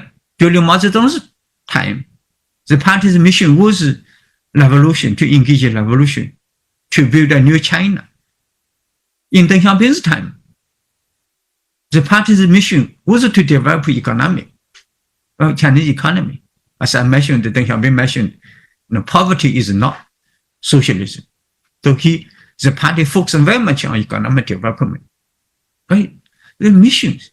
Now, since the 18th Party Congress, well, Xi Jinping had a new mission for the Chinese Communist Party. Right? Not just the economic development. We need to let the majority of people to get rich. Right? So the party also has a tool to carry out its mission.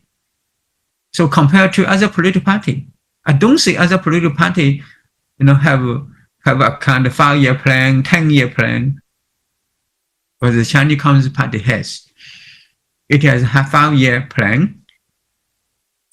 Even the last party congress, the party congress a few years ago, the party has a plan, toward the 2050s.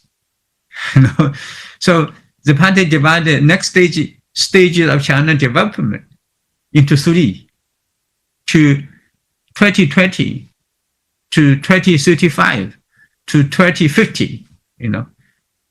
Of course, those are about China's modernization. Well, if you are interested, you can look into detail. Very interested, right? But why the party is missionary?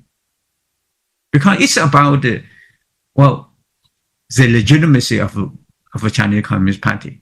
In the West, the legitimacy of a political party is a calculation of votes, well, because one-by-one vote system. But the Chinese Communist Party functions in a different way. The party rules the country, gain its legitimacy by deliver its mission. What's the mission? The mission is the Chinese Communist Party's promise to its people, right? The party promised it to people, then it deliver its a promise. So that's why, you know, the party has consistently addressed its development goal. You know, when a new stage comes, the party has a new goal, but those goals are not an abstract philosophy, abstract idea about the party. No, those mission was formed according to people's needs, according to society's needs. So that's the mission. You actually, you know, put it simply, is the people's need, right? And Xi Jinping has repeatedly emphasized that the party has to work for the people, right? Secondly, the party is an open organization. It's an open party. Well, the West always say, well, you have one party dictatorship, right? But one party, you cannot equate one party to dictatorship. Dictatorship is a dictatorship and don't share power with others. Actually, the Chinese party, yes, it's one party, but the party is open. First of all, at least in two senses, in two levels. First of all, the party recruits elites from all social walks. Well, it's a party of China's meritocracy. China has a meritocracy tradition for more than 2,000 years. I think the party has inherited this tradition. So you look into the party members, even party cadres, even Politburo members, even standing committee of Politburo members. No, those members are from different corners of society. China doesn't have political families like those in the United States, those in Europe, those in Japan. Well, the Chinese Communist Party is a mass party. It's a people's party. So if you have a wonderful, performance in different professions, different corners of society, then the party will recruit you. So like what Chairman Mao Zedong once said, our cadres are from Wuhu Sihai, right? From different seas, different mountains, then from different social groups. The party is open for the whole society. At the second level, the party is accommodative to all social interests, economic interests. With the rapid development of Chinese development, Chinese society, just like all society, United States or European society, is become very, very pluralistic, right? The Chinese society today is categorized with pluralism. No big difference from that of the United States, from this of European countries, right? So in the West, what you do? If you have a different political interest or economic interest, you organize different political parties.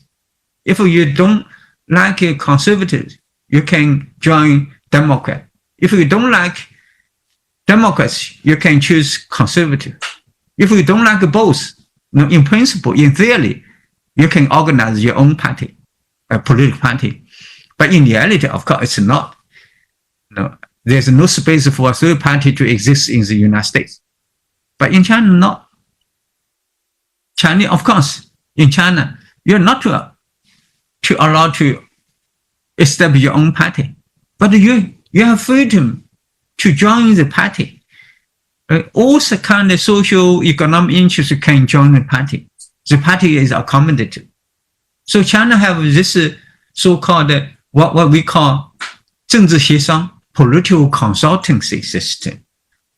You join the party, they join the party. You found a way to express your interest, to articulate your interest, to let party's policy to reflect your interest, your view, right? So I call the West system as external pluralism. right? You can do whatever you want. While Chinese system is internal pluralism. Yeah, we only have one political party, but it's open. You can choose. You can solve the problem within the party, not outside the party, right? So the party is very open. Otherwise, you are not going to explain, what's happening in China, right? According to China's institution, we have a mixed economy, mixed ownership, right?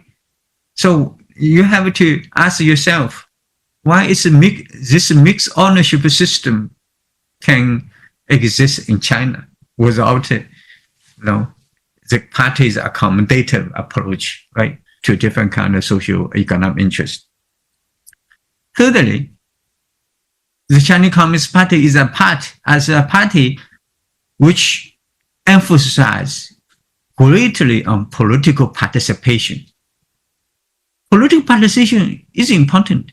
Political participation, I believe, is the most important part of democracy, right? Well, in the West, the people understand democracy only in sense, you can vote. But I think political participation can have different forms. In China, the most important political participation is policy participation. Well, our Western friends always say China is a dictatorship. But if China was a dictatorship, then China, everything was decided by Xi Jinping. But you look into facts, Chinese policy, important policies, all important policies are subject to debate. Not only political debate among party members, but also among the social groups, among scholars, right? Now, last year, China passed the civil code, very important law. Well, this is civil code, this law, how many years? I remember like 7 or 8 years discussion, debate, right? A lot of revisions. Most important, very important policies in China, they have to go through, many rounds of debate, discussion, The party has to take a different kind of consideration, different kind of interest, Well, that's very important. If you compare China policy decision process and that of the United States, you will find the United States system is more centralized. For example, the US just passed the 2021 competition law, right? Aiming at China. It only took a few months for such an important law. So Congressman said yes. I don't think the US people has a lot to say in this law. US commercial group have a lot to say in that law. So we have to look into China reality. No, I don't think, policy, if you look into details of decision-making policy, it's really the US system is much more centralized than China's system, right? And I think, firstly, the Chinese Communist Party is a party which has a strong willing to reform itself, to engage self-revolution, what China called 自我革命. That's important. If the party in the West, a party can hardly reform itself, right? The party's purpose is to reform as a party, but not itself. In China, it has been a slogan, also has been a common practice to reform yourself. If you are not able to reform yourself, then you will be reformed. No? If you are to be reformed, then there will be revolution, right? So the party, for example, 他是甚至毛泽东every leadership will initiate, and for example, anti-corruption campaign to tighten party discipline, right? Particularly since the 18th Party Congress, after Xi Jinping came to power, the Chinese Communist Party initiated a lasting anti-corruption campaign until today, right? What is the purpose, right? What's the purpose?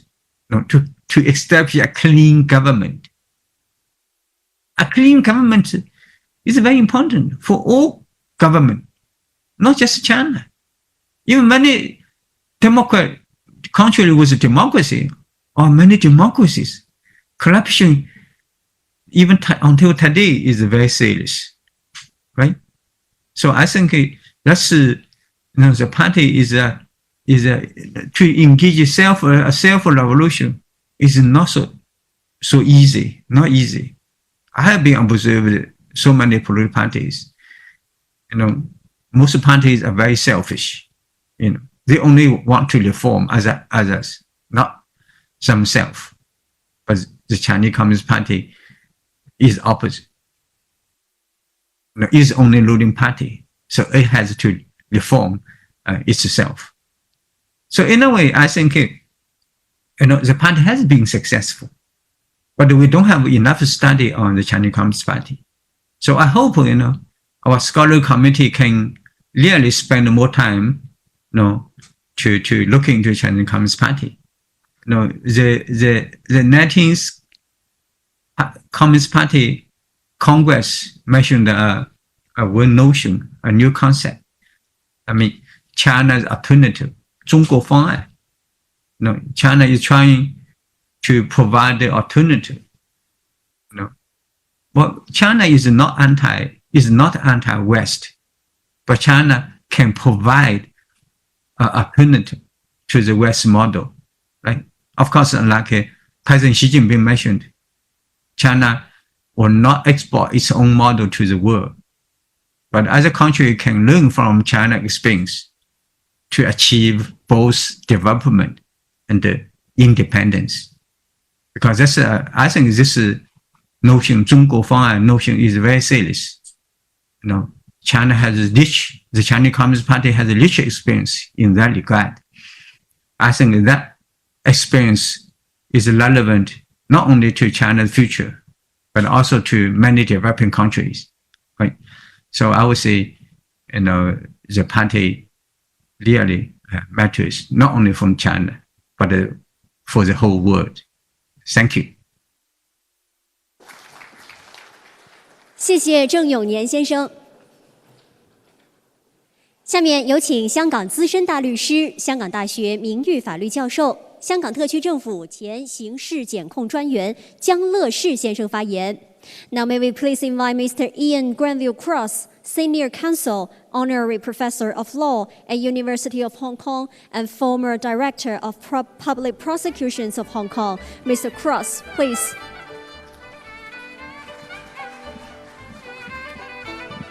Good afternoon, ladies and gentlemen. I'm honoured to have been invited to speak on this historic occasion, and I thank the organisers for allowing me to share my thoughts on recent legal developments in China.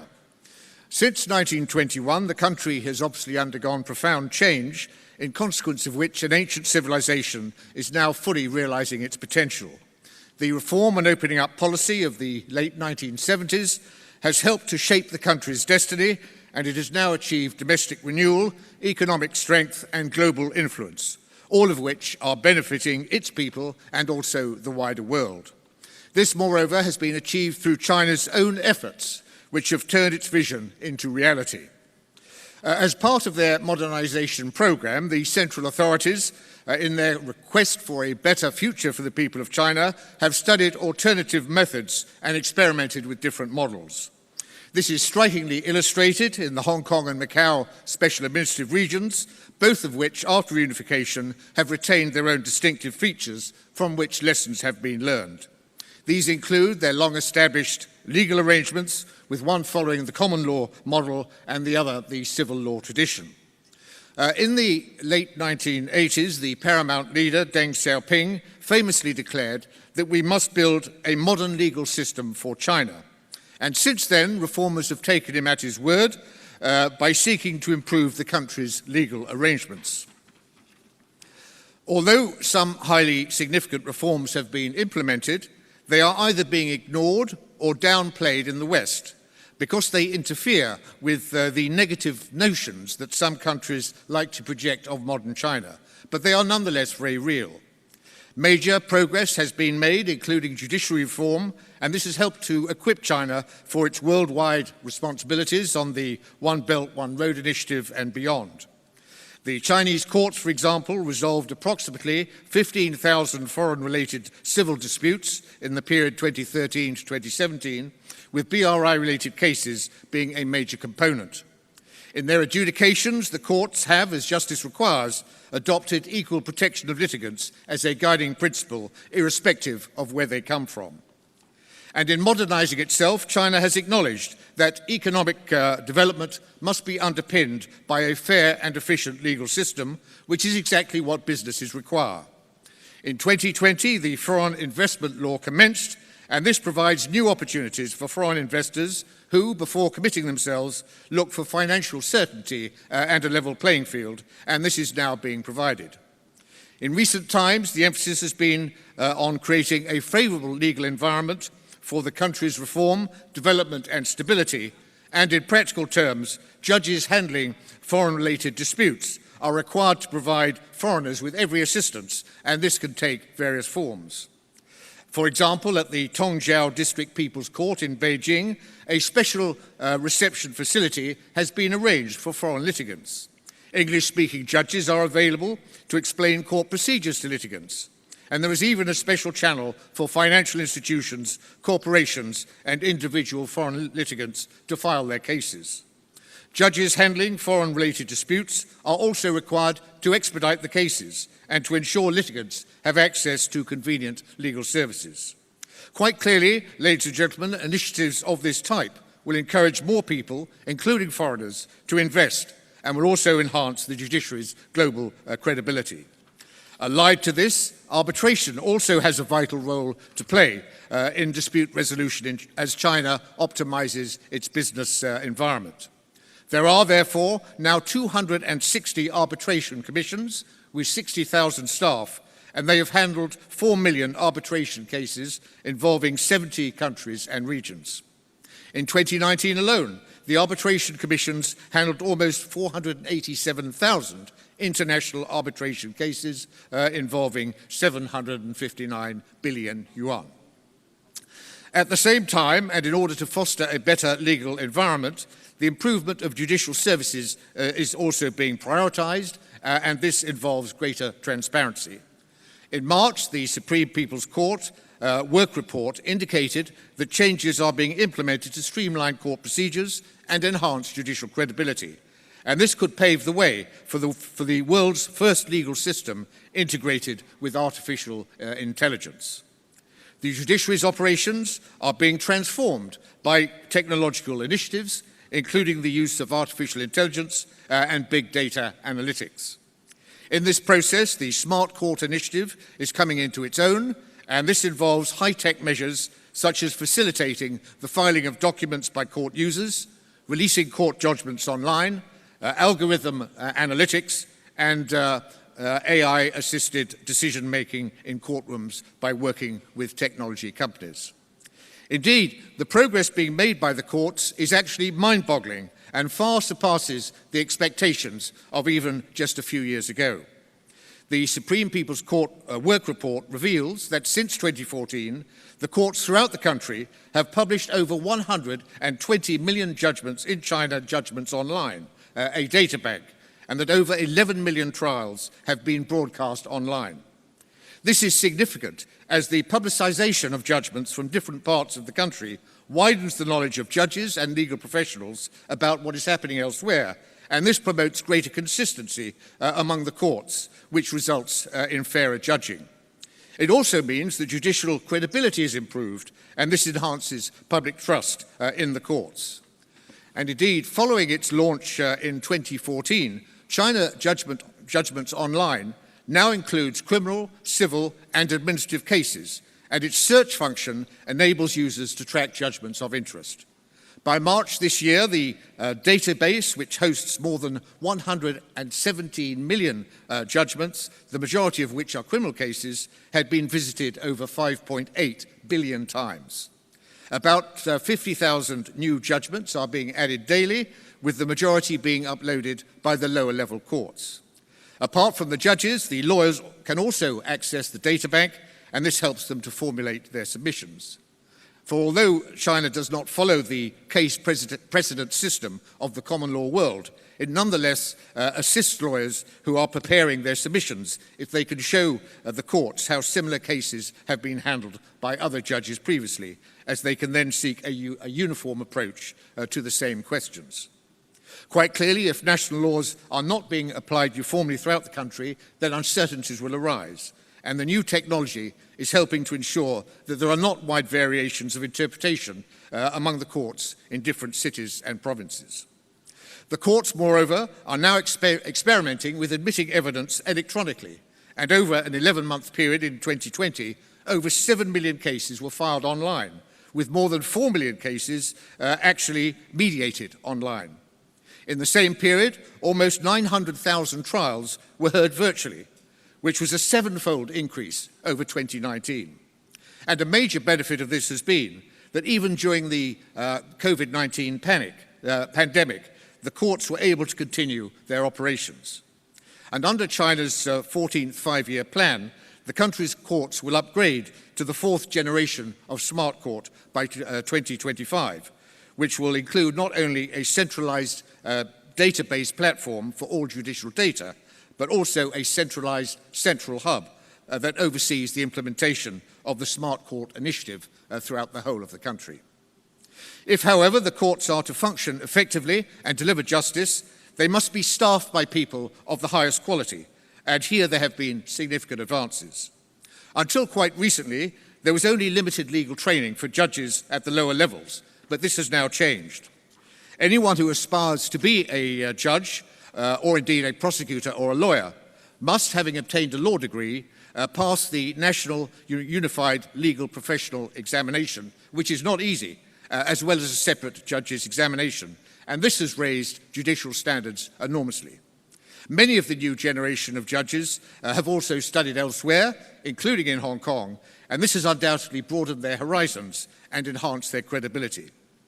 And in my own area, which is criminal justice, the Supreme People's Court has, since 2018, prioritised two vital principles in criminal cases.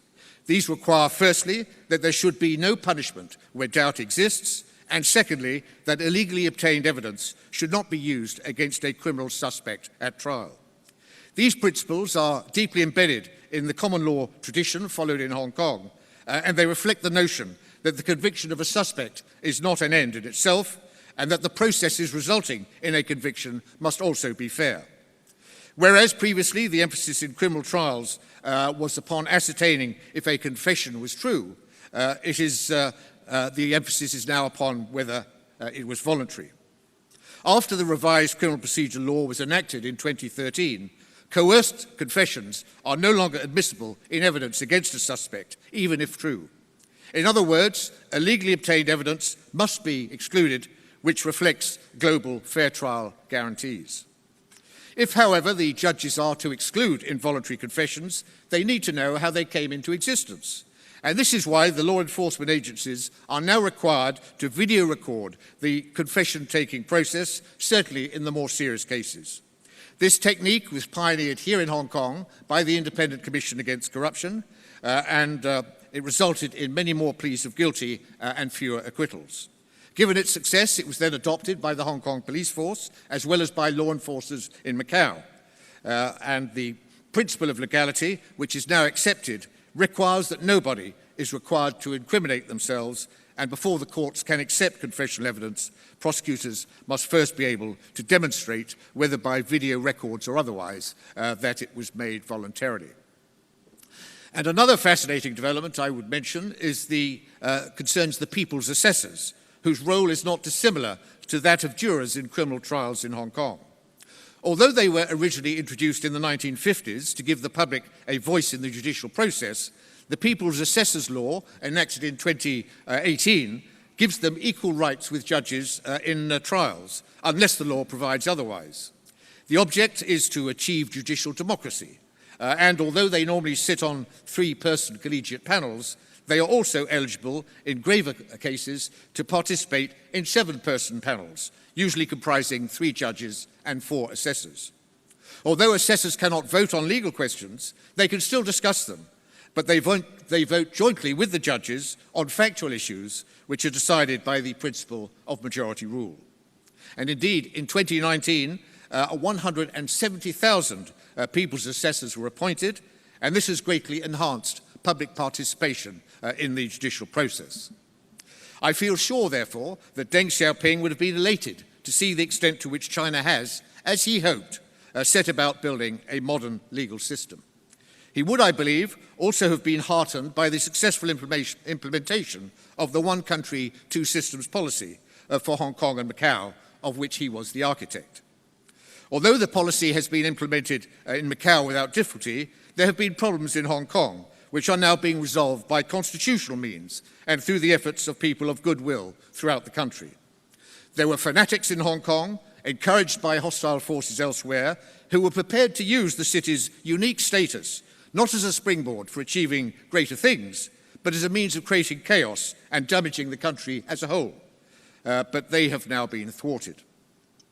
Since 1997, the Basic Law of the Hong Kong Special Administrative Region, which was enacted, of course, by the National People's Congress in 1990, has ensured that the common law system has not only survived in Hong Kong, but has gone from strength to strength. Both judicial and prosecutorial independence are constitutionally guaranteed, and convictions are only ever possible if prosecutors have established guilt beyond reasonable doubt. The principle of trial by jury is upheld, and judges are chosen on the basis of their judicial and professional qualities, and may, in a remarkable gesture, also be recruited from other common law jurisdictions. The Hong Kong Court of Final Appeal is vested with the power of final adjudication, and there are currently 14 overseas non-permanent judges sitting on it, coming from Australia, Canada, and the United Kingdom.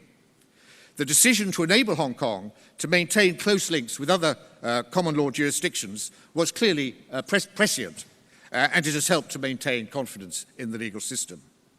There were, however, people who wanted the one country, two systems policy to fail, as they knew that this would weaken China. Since Hong Kong lacked its own national security laws, they launched their insurgency in 2019, which involved destruction, violence, and terrorist outrages. Opposition forces openly preached Hong Kong independence and self-determination, and they unashamedly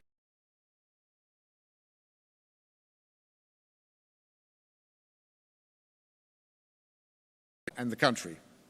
Once it became clear that the city's way of life was under real threat, the central authorities had no choice but to intervene. The National Security Law for Hong Kong was therefore enacted by the Standing Committee of the NPC on June the 30th, 2020, but it was done, ladies and gentlemen, in a way that was constitutional, minimalist, and respectful of Hong Kong's legal norms. It was constitutional, firstly, because the NPC was exercising the power conferred upon it by the Constitution itself, and secondly, because the Basic Law, Article 13, provides that the NPC Standing Committee can add additional laws to the Basic Laws Annex 3, if they relate to defence and foreign affairs or other matters outside of Hong Kong's autonomy.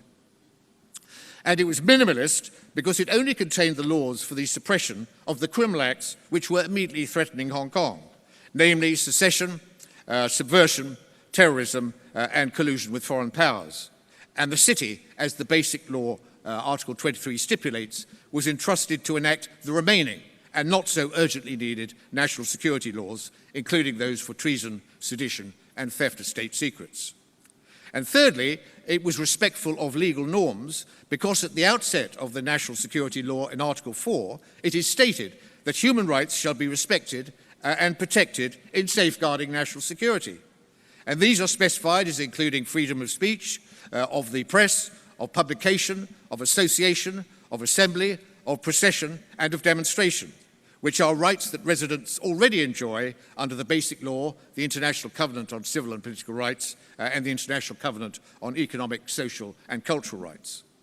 And in criminal justice terms, ladies and gentlemen, the National Security Law in Article 5 provides that, quote, the principle of the rule of law shall be adhered to, end of quote, in the conduct of criminal cases. This is achieved by ensuring that the protections enjoyed by criminal suspects are upheld, that the presumption of innocence is respected, that the right to a fair trial is guaranteed, that prosecutions are based on legal certainty, and that wherever possible, cases are handled in accordance with existing judicial procedures. Although certain judges are designated by the Chief Executive on the advice of the Chief Justice as being suitable to handle cases involving national security, it is for the judiciary itself to decide which judge will handle which case. And the chosen judge enjoys the judicial independence guaranteed by the Basic Law's Article 85. There is, moreover, no restriction on foreign judges handling national security cases, which is remarkable. And it once again highlights China's high regard for Hong Kong's international character and its legal traditions. Now, in conclusion, it is apparent that throughout China, legal reform is now buttressing national development, and that the modernization process is yielding positive results, which bodes well for the future. A successful country must be underpinned by an effective legal system, and law-based governance is now entrenched as a governing principle.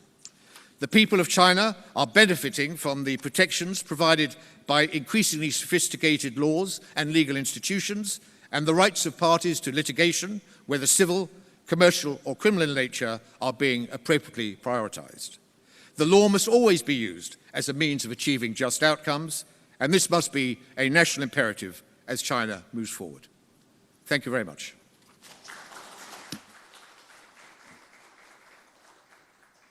非常感谢江乐士先生发言。Thank you very much, Mr. Cross. 好的，最后呢，我们有请美国库恩基金会主席、中国改革友谊奖章获得者罗伯特·劳伦斯·库恩先生视频发言。And lastly, may we have Mr. Robert Lawrence Kuhn, Chairman, the Kuhn Foundation, U.S. He's also the recipient of China Reform Friendship Medal, who will deliver a speech through video. Please take a look. 各位来宾朋友们，你们好。因为我的中文不好，我必须说英文。下次也许我会能说中文。I am very pleased to participate in this international symposium on the CPC's 100-year history. I have been coming to China for more than 30 years, telling China's story to the world. And although China has many achievements, none is as powerful as China's eradication of all extreme poverty. I have traveled across China, visiting over 100 cities with my long-term partner, Adam Zhu, for research and interviews, books and essays, television and documentaries. Yet as much as I thought I knew China, I did not appreciate all that is required for poverty alleviation until I visited poor villages, especially remote mountainous villages.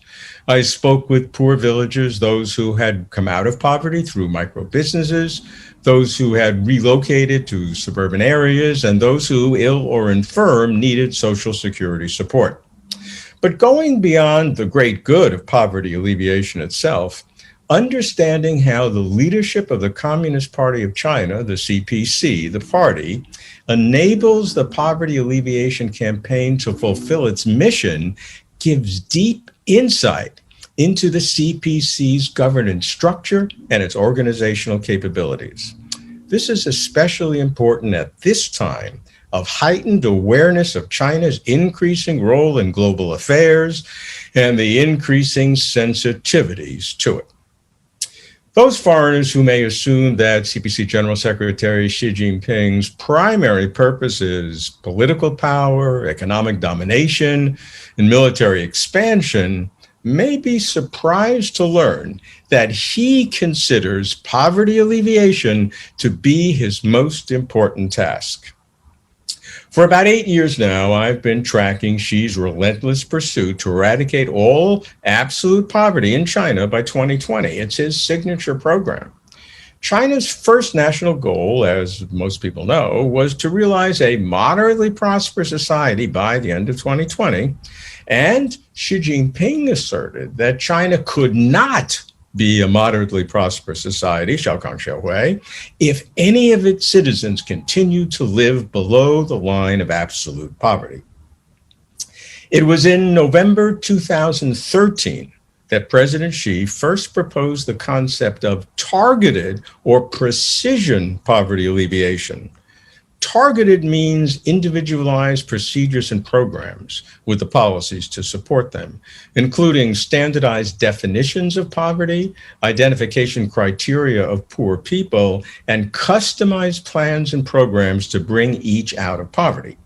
5 methods deal with different poverty conditions: industry, creating a sustainable micro business, relocating, moving people from remote areas, education and training, ecological compensation for those living in ecologically vulnerable areas, and social security, medical subsidies, and direct payments for those who cannot work.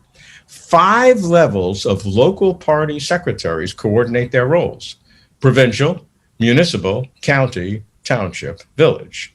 Third-party evaluations are conducted regularly and randomly to assure honesty and accuracy. I was startled to discover that every poor family in China has its own file, each with its targeted plan. That's millions of poor families with customized plans, each checked monthly, recorded on paper in a book, and digitized for central compilation and analysis. Equally startling, local officials are dispatched to impoverished villages to manage poverty alleviation, sometimes for up to 2 years. I watched a democratic appraisal meeting in a remote village where villagers voted into poverty status, one young man whose father had cancer, and cheered when another man was raised out of poverty. I watched local officials being held accountable, their careers at stake. And for those foreigners who marvel at how China contained the novel coronavirus, COVID-19, with so few cases and deaths compared to other countries, I point out that the common root of China winning the war to contain the contagious coronavirus and China winning the war to eradicate extreme poverty is the CPC's leadership and organizational capacity.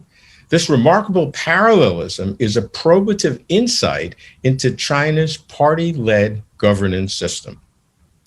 In early February 2020, soon after Wuhan was locked down, I went on the record in the media, international and Chinese, voicing confidence that China would contain the escalating pandemic.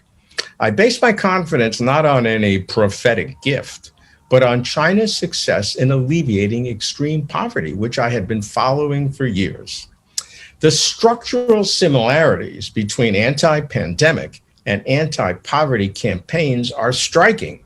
CPC leadership, General Secretary Xi's commitment, CPC mobilization.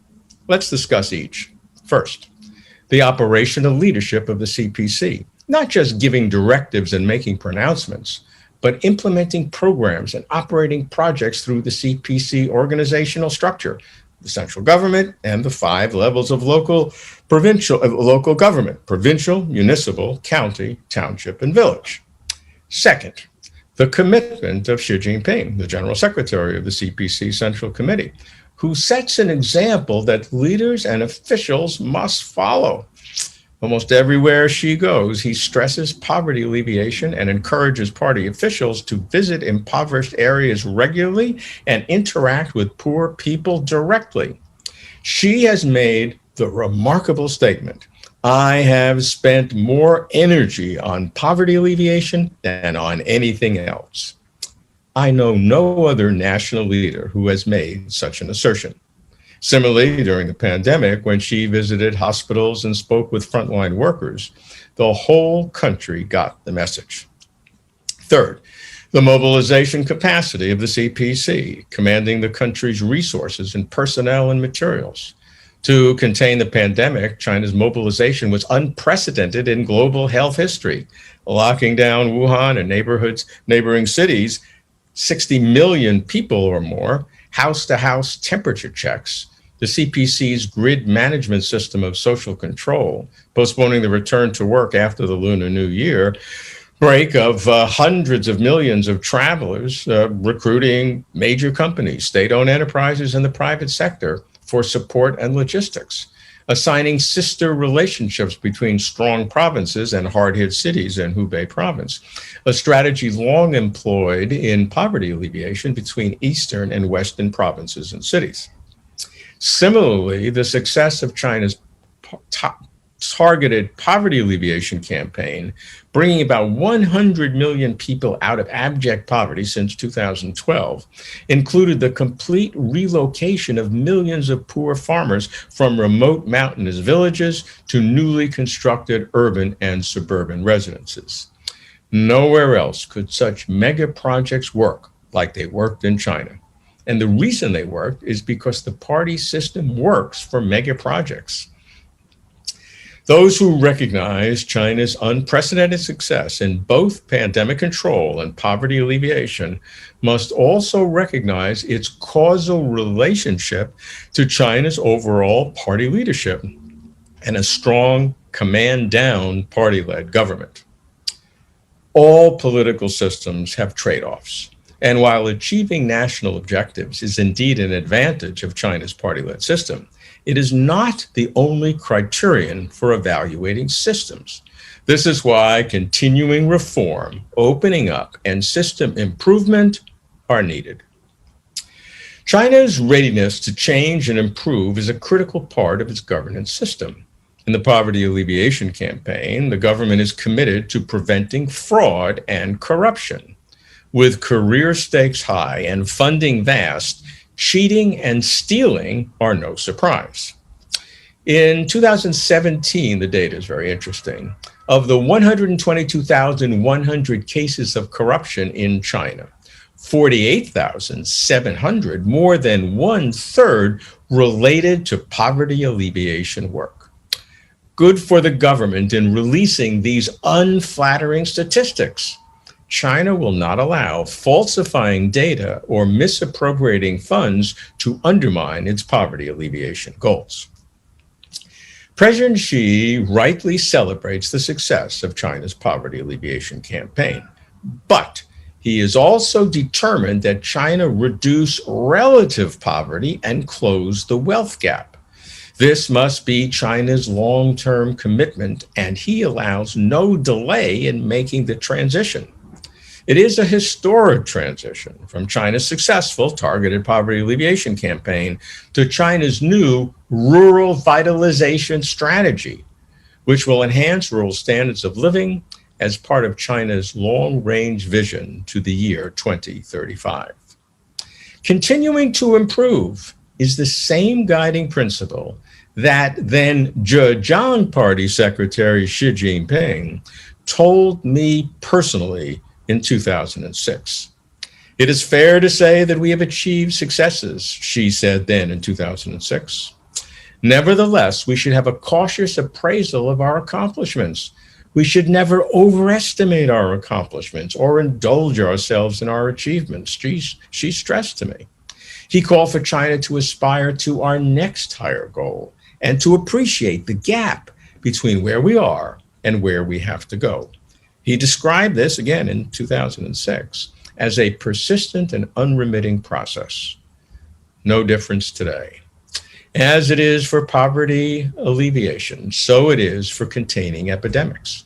China says it will improve its system of information collection and feedback, error correction, and decision-making. The government states it will learn lessons from the outbreak, which will enhance its capacity for governance. Self-correction, the party says, is its hallmark. Over the years, I have given thought as to what brought about China's developmental miracle, and I'll ask you to consider 11 principles. There are others and different ways to phrase it, but these are the 11 that I I have seen over the years. Number one, a people who work long and hard to improve the lives of their families and the destiny of their country. Two, the prioritization of economic and social development over ideological rigidity. Three, a one-party leadership system, what is called by China the multi-party cooperation and political consultation under the leadership of the CPC. So this one-party leadership system enforces political stability and media control and encourages economic development and social enhancement. Four, a one-party leadership system that is structured in hierarchical administrative levels, as we've seen, provincial, municipal, county, township, and village. Five, a one-party leadership system that prioritizes selection, training, monitoring, inspection of key personnel, inculcating a high degree of administrative and managerial professionalism. Six, a one-party leadership system that solicits and pays attention to expert opinion, whether in the party or not, as exemplified by the increasing social power of the Chinese People's Political Consultative Conference. Seven, a one-party leadership system that solicits and pays attention to public opinion, checking polls in a scientific manner to see what people really think. Eight, the setting of long-term goals, midterm objectives, and short-term policies that are monitored and modified continuously. Policies that need long-term commitment have long-term commitment. Number nine, a way of thinking that experiments and tests before implementing and rolling out, like the original special economic zones and the pilot free trade zones originally in Shanghai, now across the country, such as Hainan province. 10, a one-party leadership system that provides checks and balances via anti-corruption institutions. And finally, number 11, a one-party leadership system that is willing to admit and correct errors. Just as future historians may look upon China's fight against the coronavirus as a turning point in worldwide efforts to contain outbreaks of novel diseases, future historians may recognize China's fight against poverty as a turning point in worldwide efforts to eradicate all extreme poverty. History may well thank China for pioneering how to deal with virulent contagions in a globalized world, just as it may well thank China for showing the way how to bring so many people out of extreme poverty. I extend my best wishes for the success of this important conference on the CPC's 100-year history. 谢谢你们。